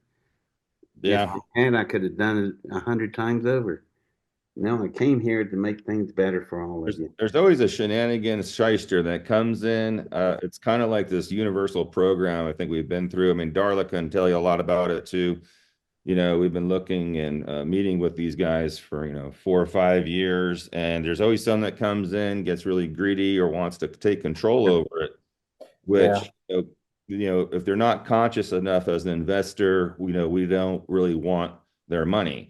Or if they're trying to control the That's another word. of the space, how we build the spacecraft or how we build the med bed or, whatever it is, we can't allow, these regimes and cabals and these higher up corporations just because of money. They'll try to buy us, but we're not for sale that way. Yeah. And then when they want to give you money, they want to control the outcome of the money, which we can't do that either. So David and I got together and Darla, and we decided, we were in a financial kind of space now that, we just said, fuck it, we're going to do it ourselves. Yeah. With your help. So, we're just going to move forward with this, and you're going to be hearing about it. There's going to be, a couple crowdfunding things going on just to let you know that we are going to do it ourselves. Yeah. We are done getting harassed and getting our money stolen from us and our time and our technology that I told Emery, I'm getting older. I said, we're going to have to do this on our own. Yep. Otherwise, And you guys will be protected. You guys will be protected 100 and 1,000% because all this is going to benefit humanity. Yes. Or will, I'm here for the whole show, man. Right. That's why we're doing it. We will protect you. All 8 billion of you get something out of this. That's right. And the great thing about it, we were waiting, for that protection, JP. And, we've had a protection, but now it's initiated like in a way we can't imagine, as without saying too much more than that. And the other part is, if the world doesn't want to help us, we will go out and do it ourselves. And we just, I have been wooed. I started in Dubai, and then Morocco, and then Philippines, and then Vegas, and then to Florida, and back to Vegas. And finally, this last time in Vegas, I just told Emery, I'm through messing with these people. I'm going to do it myself. So he joins up with me, and here we are. So this has been a long journey for me, y'all. I've been at this for 45 years, 50 years actually, making money off of it. I've had a good living. Can't complain. But there's a lot more work to do, David. There is. This is a whole lot more work. Yeah, the potential of the technologies that David and I have are so large that affects so many human beings on this planet, and most importantly, the Earth. And and allowing people to have unlimited food and water, clean food and water, and unlimited healthcare and unlimited protection from these 5, 6Gs, 7Gs, Wi-Fi. You know, this is going to be a thing of the past. And JP knows this. That's why he's nodding his head. Being into Yeah. a completely different society, Yeah. going to take off so linear. You might have a helmet on, but you still communicate well. Oh yeah. Yeah, he is. But it's just, I'm just tired of the oligarchs It's so frustrating. Very and frustrating. the one percenters and the elites, and I could throw up. I'm just tired of it. And all they care about is themselves and their damn money, and that's it. They don't care about y'all. And I tell them, what about the rest of the people on the planet? They go, fuck them. I said, okay, fine. You know, we're going to change this one day. And see, all my technology is still in my head. So kill me, and there goes a golden goose. So you might not want to do that. Well, we don't think Pethalum is going to let that happen. Yeah, now I'm going to turn it over to the rest of the there's yahoos out there crazier than me, and they'll have a good chance at it. But I just want everybody to have a break. Yeah, It's why it's been exhausting. it's why I was born. It's why I came here. So I've been lucky. Yeah, I We're on a mission. always felt bad for kids in the 70s, 60s, hippies. They were all my peer members. Where am I? Who am I? Where am I going? And I always knew from that moment, I knew exactly where I'm going to go, what I'm going to do, and who I'm going to help. And funny, they're all gone, and I'm still here. I find that funny. So, Well, hey guys, I know it's getting towards we're already over, almost 30 minutes, but I do want to get the audience here to ask some questions for David and JP, please. Sure. And Cameron, if you have a little bit more time, We have a lot of interaction, a lot of engagement from Okay. all the attendees. This is amazing.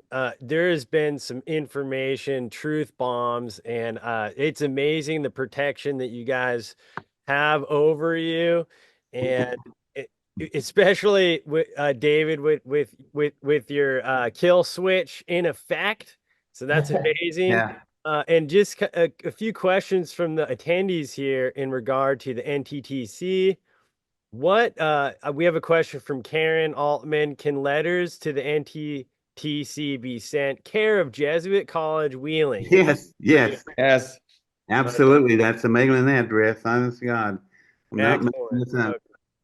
Well, that's great. You have some access there with your applications. All right. And there's so much love coming through on the chat with you guys. I mean, you're an amazing veterans, U.S. military veterans. Everyone's sending their love, and they're so excited so much for what's to come for the liberation of humanity. And what was that Latin phrase? Someone's asking about that Latin phrase that you. Latin phrase means It was keys to the kingdom, right? Yeah, it's two things: keys to the kingdom and dare to know. I forgot what the Latin version is. It's written right here. Someone says that they have an old coin that they possibly have that phrase on there. Oh my God, wouldn't that? They're excited about that. That's the logo. That's the logo of the machine. Yeah, maybe they have that coin. They said it's from. It's a lightning bolt wrapped around two keys at the top over the earth. You're never going to forget this. Look at this, guys. Take a picture of that. Well, hold it up there again, David, on the camera. Yeah. Camera. No, it's too close, David. Okay. Too close. There you Back go. it up. It says keys to the kingdom and dare to know. And wait till you see what it is that they want you to know. I can't believe this, man. You guys are not going to believe it. It's bigger than anything during our lifetime. I can't even draw a stick figure, so this is not my artwork. Emery, people are asking about your necklace and about both of your guys are wearing some pretty infamous glasses, notorious glasses. Can you make a comment on that? I can, as you can see here. There we go. I want to get me one of Headlights. those.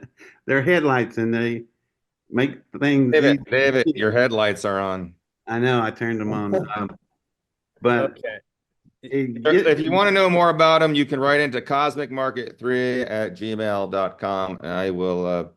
Emery gave me these. These are special. Whole part like me, I can't see shit. So trained eyeglasses. I want to get me them, Emery. I want to get me them. They're in your package coming. Yeah. Okay, so we got a few more questions. I know we're, keeping an eye on the, Yeah, no, we're good. Yeah. Time is of the essence. Yes, it So is. we got, David, is there somewhere that we can look to find your proposals, read about all of that proposals from David? I'm not sure what they're at.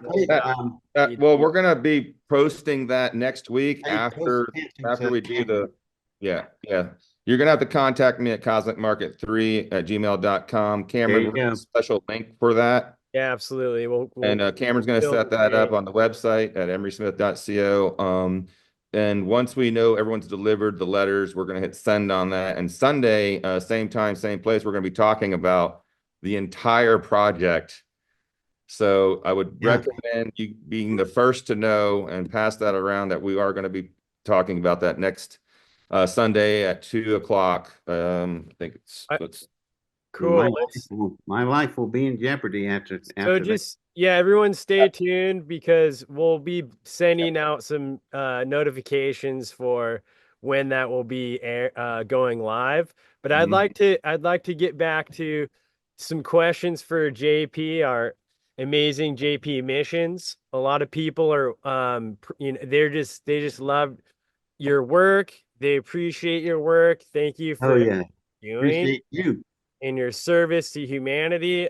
We have one of our good friends out in Australia, mate. He says he saw you recently at GCIC, which is if you want to comment on how it felt for you to be there, on stage with everybody. And he says he was asking about dealing with kind of the higher dimensional or ET races, Nordics, or the ant people. What was the hardest thing that you had to come to grips with mentally? Kind of that mental,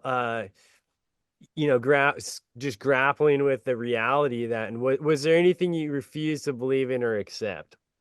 Knowing that other people are not going through the experience, that's what affects me the most, that a lot of people are not going through these experience with these beings that exist in the inner earth and also our solar system, and not grasping what type of technology that we already have, that it's at play to share with humanity. And my experience in GSIC was beautiful. Donnie Henderson, she did a beautiful job doing that event. David Adair gave a beautiful presentation as well, talking about his information that was beautiful and everybody loved it.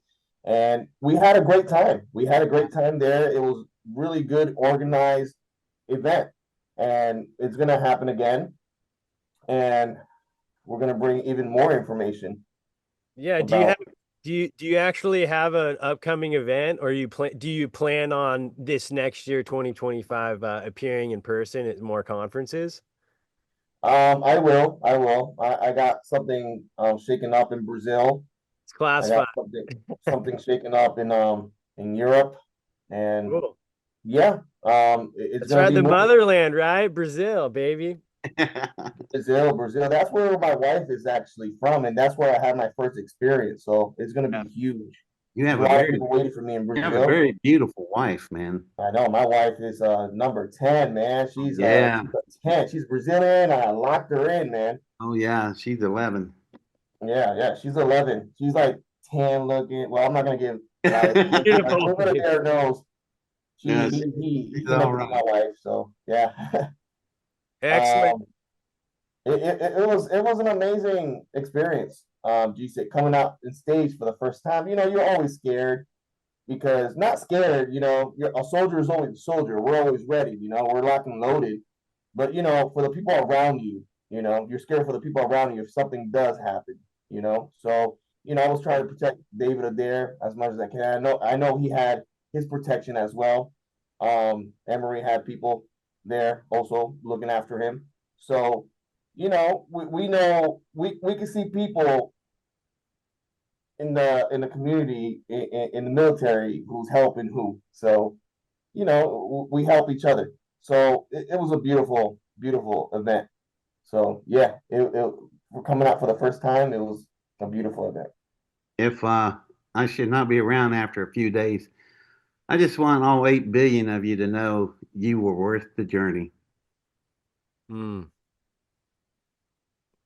sorry, everyone, but David has a hard time after we extended his life another 30 years. He didn't want that. So we went against what he wanted and we were selfish and we took him back. Last year, David died 5 times and we had to bring him back.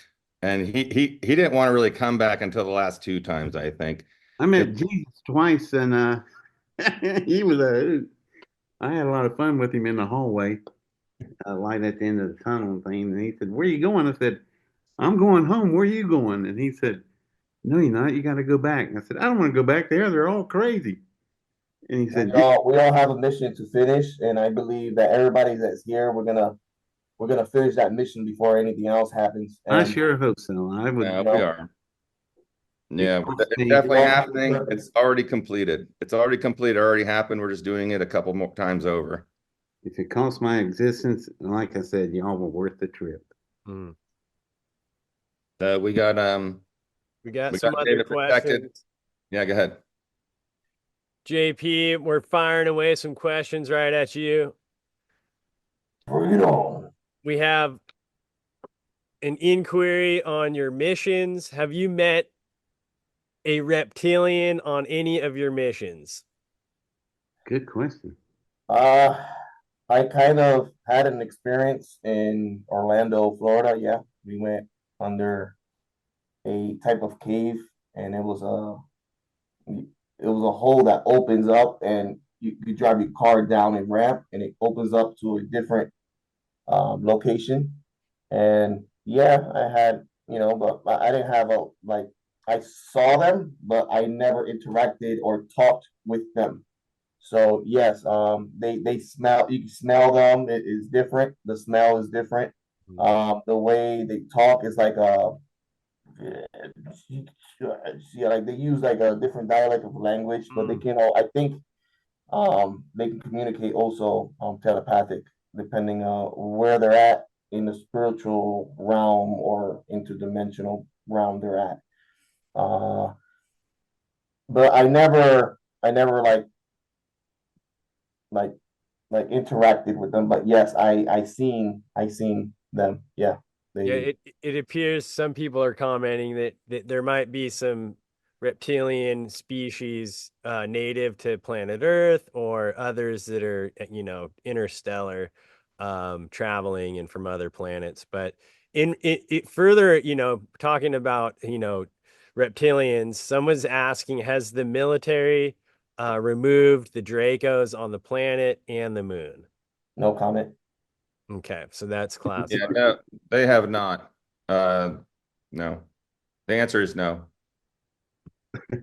Maybe there's some more I mean, cleanup. JP can't say it, and I understand JP could add a lot more to that, and I could too, but we're not gonna endanger ourselves like that. But the answer is just a flat no for right now. But it's going in the best probable positive trajectory situation. That's all I can say. Awesome. There's a couple more questions, but I wanted to kind of just punt it back to you, JP. There are some slides. Is there anything that you want to show? The webinar live stream here. Do we want to pop up any slides for the viewers here? I can pop up the one that has the ship with the Saturn in the background. Okay, let's do that.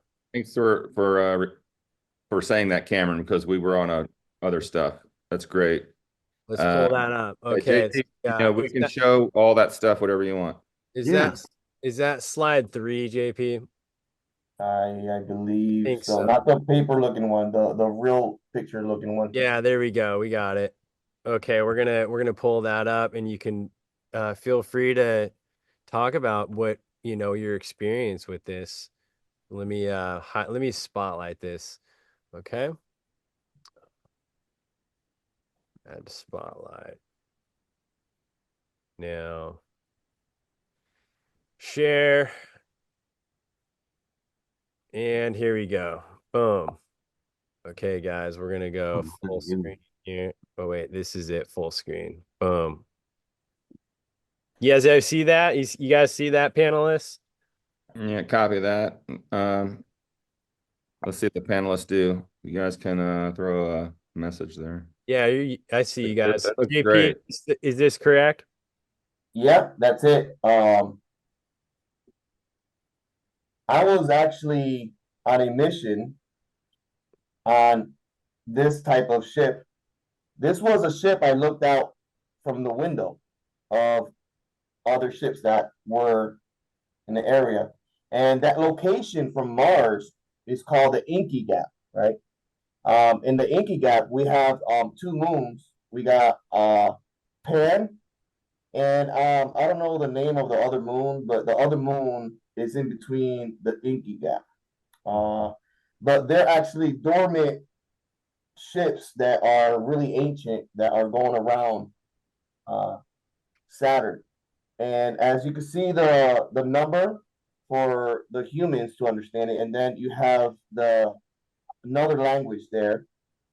And I was looking up that shape, that symbol, and that symbol meant Ra.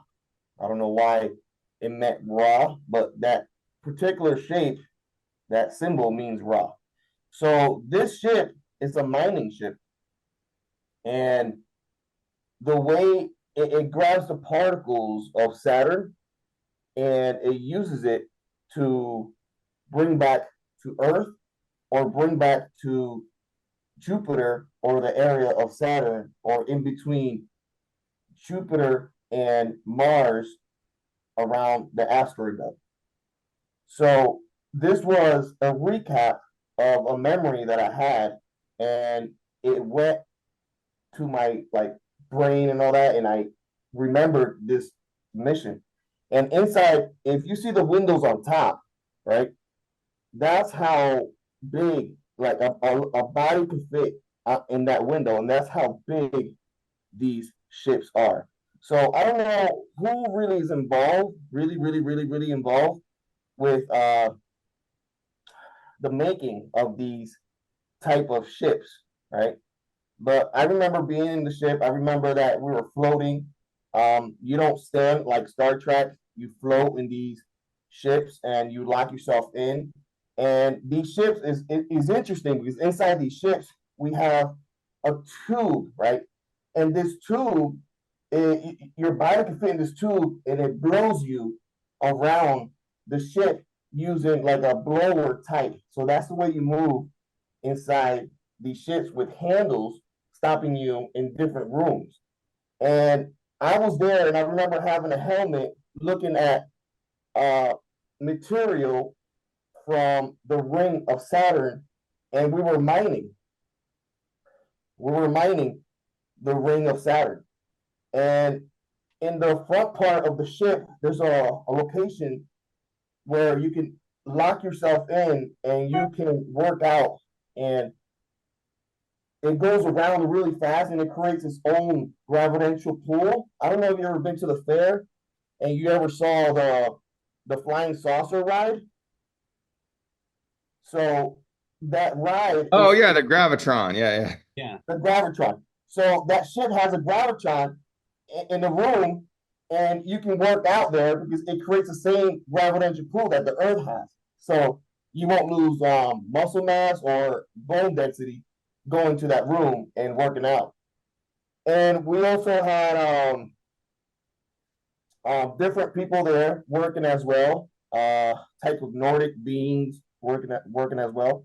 we interacted with a cigar-shaped ship as well. Oh, explain to them what that is, JP. A cigar-shaped ship. Yes. There's a picture there, Cameron, with a cigar-shaped looking ship. No, not that one. Oh, okay. I think it's more down. They look like, there we go. So this is a real picture I took by MacDill Air Force Base. If you look closely, you can see in the first picture, you can see the orbs that come out from this cigar-looking ship. I don't know if you see them, little orbs coming out. And these orbs, they come down and they communicate with different type of people. And this picture was the one that went viral in Tampa Bay Times. Yeah. When Dr. Sala released it. And it was an amazing experience when I took this picture, because this was the same ship I saw in the vicinity of Saturn when I was on the mining ship. So these Nordic ships, they come in, right, and they freeze up like everything when they come down. You won't hear birds, the trees don't move, and the clouds, they stay in the location. The clouds don't move. It freezes time when you see these ships. And there was a person with me that was walking their dog, and he actually froze. And the dog froze as well when I took this picture. And after this picture, there was a big ass thunderstorm, and everything, like, it went havoc after these ships show up. So sometimes when these ships show up, a major thunderstorm happens because of the energy that the ship gives away, and how everything works with vibration in the ship and the atmosphere and all that. So these ships, they're around Saturn and they're around Jupiter, and sometimes inside our oceans as well. So yeah, that was an experience I had that I want to share with everybody. And I can give more details maybe next time. Yeah, next time well, I know what you're about to say. Yeah, I think that'd be great. It's a good question too, and it's hard to explain, JP. I know what you went through there, all in one answer, because there's a lot more to that, what you went through. But that's up to you and everybody. And if you can show the books right there, you can see more information and more details on my experiences with Dr. Michael Sala. He wrote my experiences. So you got book 1 that talks about the beginning, Brazil and all that. Book 2, when I interacted with the arcs and all that. When I interacted also with different entities. And book 3. Yeah, Michael Sala, not to cut you off there, JP. Michael Sala has wrote the book with his kind of like his autobiography. All these books Michael Sala has written about the experiences. You're just seeing JP in a couple hours here. It's not enough for what's going on. But go to exopolitics.org, and Michael Sala has been following him and written how many books? My goodness. He wrote 3 books. Yeah. And right now, I think the 4th one it's coming out. Yeah, that's great. So go ahead, Cameron. JP, I think we should definitely revisit that on the next one. Roger. Yeah, so much. I can give more details and all that. This is so much. Yeah, I know. It's up. Cameron, do you want him to?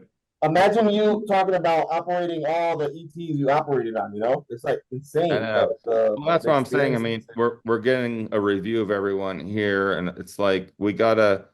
Yeah. It's a lot of information, and we need a whole month, But yeah, what we have it, and we're gonna do it the right way. Look at all the amazing positivity of, releasing the information that you've done already for people, and also, of course, David Adair, what we're doing with him. Right. And all the projects that we're all working on together. I mean, this is all about releasing the disclosure in a safe and effective way. And I got to keep saying that, because it's not like we're holding anything back. It's about doing it the right way and doing it at a timely fashion. Because yeah, I want everyone to have everything right now, but that's not the universal path of what needs to be done at that point. So I'm as fast as the slowest runner on the planet, and that's still a good thing. It's not negative. Yeah.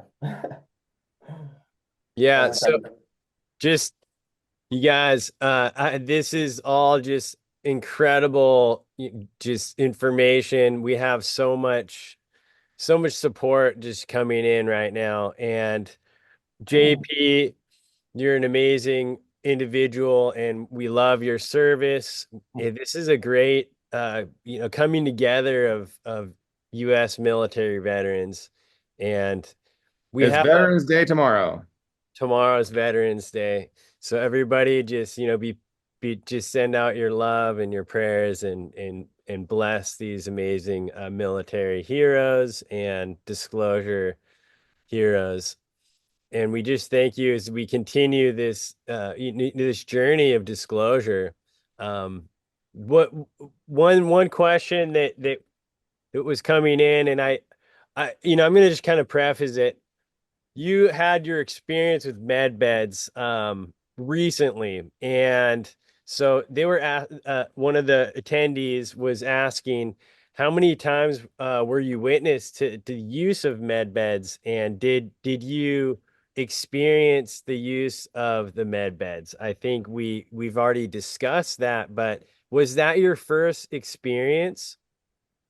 Yeah, that was my first experience going into a med bed. But I think I have seen different types of med beds that people use, but I haven't experienced it like I did that day. It changed my life. When I got out from the med bed, I felt like I was 20 years old again. I ran. I used to run what 2 miles, and then when I got out from the bed, I was running 2 miles. So it really changed. I think the vascular oxygen in my blood and all that, and made my body better and healthier in the way I think and bring out information and inventing things more now to bring Love, out to the public. run, right? Heck yeah, Out I there want some of running. that. Yeah, run love, baby. And One of the we gotta cheers to run love, you know what I mean? All right. And I'm sorry, JP. We're gonna send it to you. Send it to me, baby. we gotta get you some. Actually, somebody's asking which is better, emerald green or nano blue. Emerald green has everything nano blue does except blue vervain and methylene blue.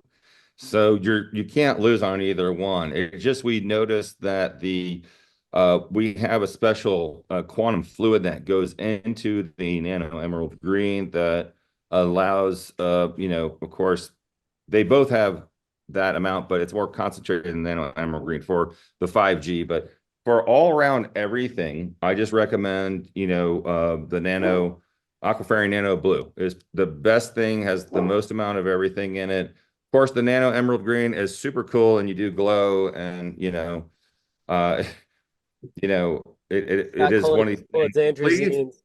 yeah, calentrazines that we get from jellyfish that live way here longer before any of us is in the product. So what happens is the ocean sunfish lives over 100 years or more because he only eats jellyfish.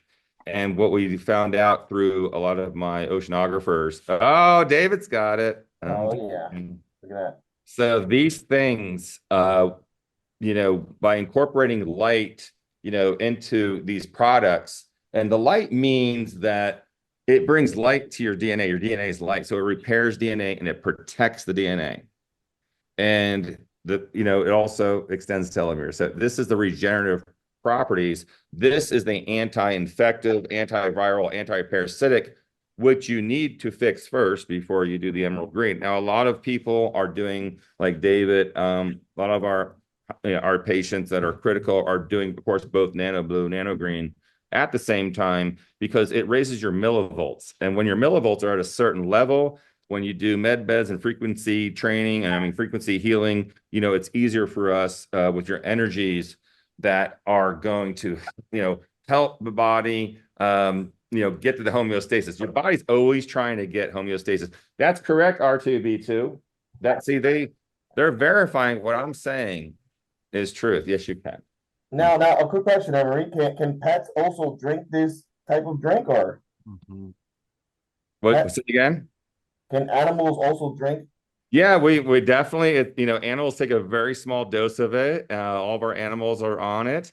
We've treated horses, cattle, goats. We've treated, of course, dogs and cats. I mean, we've definitely, they benefit from this because they pick up more parasites than anyone. And I'm glad you brought that up because on a scientific note, and Adair knows this very well, and so does Cameron, when we treat a family member and we get rid of all their parasites and they're super clean, and then they come back, 3, 6 months later, they're like, oh my gosh, I have all these parasites again. Then we go, well, wait, Pets. do you live with anyone?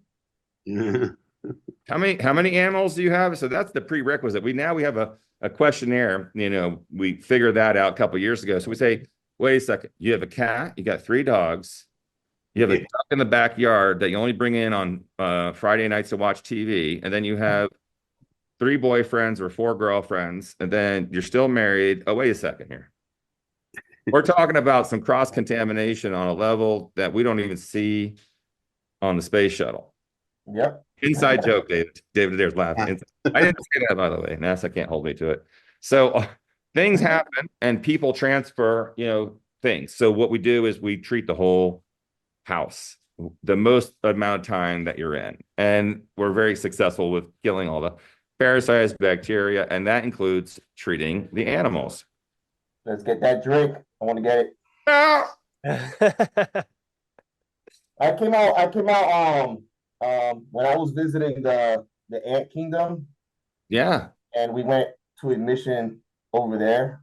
They had different types of plants that are extinct already in the upper part of our earth, but they have seeds of extinct plants that were on Earth a couple hundreds of thousands of years ago. I think before, the Ice Age, or, Yeah, it was before the Ice Age, 13,000 years ago. That's right. Yeah. So I know all about it. I can't say all the ingredients that are in there, but yeah. So there's certain plants that are kept secret that we can use for longevity, for certain things that can. And I think I got good information for you, Emery. Maybe I can share it with you later. Yeah, I would love it. Yeah, anything. That's what our specialty is, That's why we all work together. And that's why we're having this amazing, talk right now. I mean, we all learn from everything. Yeah, so yeah, I know you're going at, but let me know. I'm a big sponge, As my mom said on her deathbed, we learn every day of our life, but we still die stupid with a smile on our face, And I kind of get it in a definite way. And I learn a lot from David Adair. He learns a lot from me. And it's so great to see, wow, there's so much more for me to learn and for everyone on the planet. So, I'm really humble when it comes to education because I'm really big on education and learning stuff. And being around people, like David Adair, that's, more experienced and older than I am, that, to learn these types of technologies and sciences is pinnacle to anything I've ever been able to be exposed to. And in the governments, when I was in training at these facilities, these guys are 130 years old. Amazing. And David, I can't wait for this information to come out. It's going to be amazing for the world. It's going to be amazing. Yeah, except for the people whose names are on the reports, they ain't going to like it. We're coming up on the top of the hour, you guys, and we have so much love and support. Thank you, Emery, our dear friend, David, brave warrior, and love. And everyone's saying how it's so extraordinary that you've come forward, and thank you for coming forward, JP. JP Missions, we love you. Is there any final words? I know that Emery, you have some photos. Did you want to pull any of those photos up now, or save those for later? I would like to say something. Yeah, I mean, what you could Darla. R2 and B2 would like to say something different. R2 and B2 are destroying the laboratory right now. Could you please Not open advertising. or anything. David Adair's there and let them attack him, please? I cannot. Wow, look at that guy in that picture. Dragon. So yeah, well, first of all, just show the one first picture of the moon, and then I'm gonna wrap it up. Okay, you got it. We're gonna pull that up right now.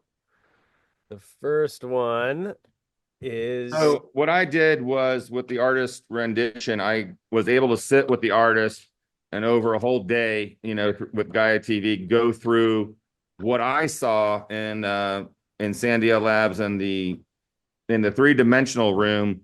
I got to see, the schematics of the moon, for 2 years over and over and over.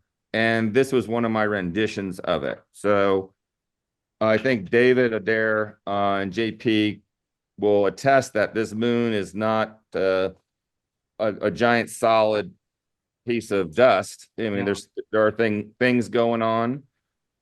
And can you guys see it? Yeah, Yeah. it's a construct. Yeah, it's a construct, David, just like you predicted. And I wanted you to see that art form and everyone else. And the next thing.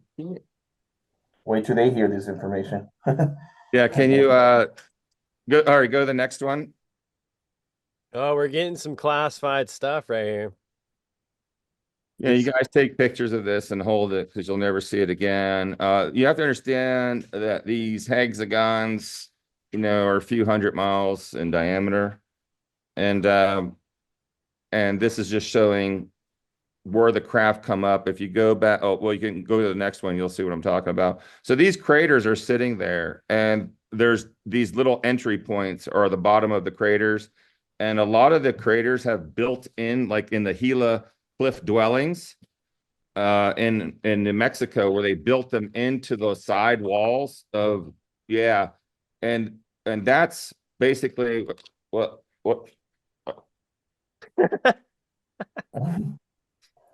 Oh my gosh, the dragon. Oh my gosh, I'm getting taken over by these dragons. So all I'm getting at is there's so many different levels, even in the first level of the moon, where you can't see it because it's inside the wall of, like, so picture a Grand Canyon, and then they built it inside of the wall of the Grand Canyon for landing the craft, for entering into the systems.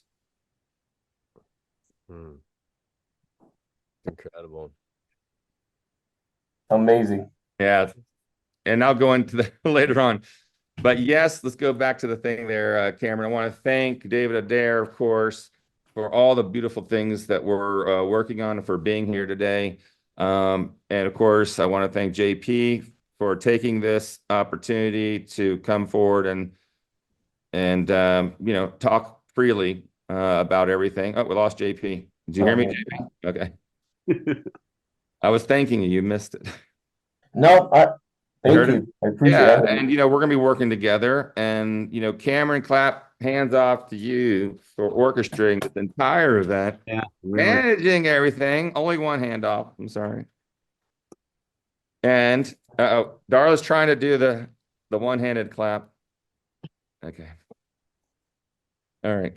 Emotions down 13%. Emery, where can people sign up to be part of the Spaceship Healing Yeah, Center?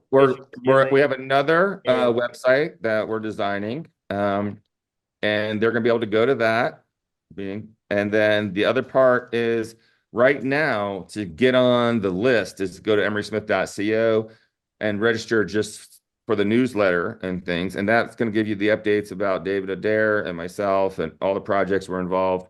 And, also if we're doing other things with JP, we can, whatever he wants me to post out there, I'll post out there. JP, do you have what do you have for people to follow you at? Is there something you want to pitch? I got a Patreon. Good. What's the Patreon? I don't know. Oh, it's okay. Well, JP Missions, we'll post it. We'll get it out there Well, too. I got an Instagram account. It's called JP Missions, and right there I have all the links of my YouTube, X, and Facebook and Patreon, and I have everything in my in my Instagram page. Right. Yeah. Awesome. So yeah, guys, go to the your Instagram. You have all the links up in there you can go to and check out JP. And And don't forget to people are asking about the next webinar or live stream. So everybody just stay tuned and we will be Emery, are you going to be sending out the signal and you yeah, guys we're just making sure, everything's safe to do this on Sunday at the same time. That's all. We worked really hard on this all week. We know it has to be planned precisely as a target when we do this. And we're talking about when mails are dropped, the whole list goes out. This is a Snowden type event. Yeah, It's bigger. bigger. Okay, guys, I want to thank everyone for being here, especially B2 for having my back and David's back and Darla's back. I want to thank Darla too. Thank you, Darla. Darla is behind the scenes doing all the security and tracking everyone's IP address to make sure we don't have any infiltrates. And then we send out R2B2 to take care of the rest. Let's go, right? Like when Cameron says this. It's a family. I'm going to actually make that one of my ringtones. Let's go. let's go. All right, we are all here rallying behind these amazing US military veterans and disclosure heroes. Thank you guys so much. You're amazing and we can't wait to see you again, JP, and hopefully bring you on for another webinar, another live stream with your fans and with all the human beings that are ready for disclosure, because it's coming from us, it's coming from the people. Let's go. Let's go. Whoa. Fight, baby. Yes, indeed. All right. Thank you guys again for supporting us and coming in here. You support each and every one of us every time you come on board and every time you speak our name out there. We need the support. We need the background. We need everyone on Nano Emerald Green. Protect yourself.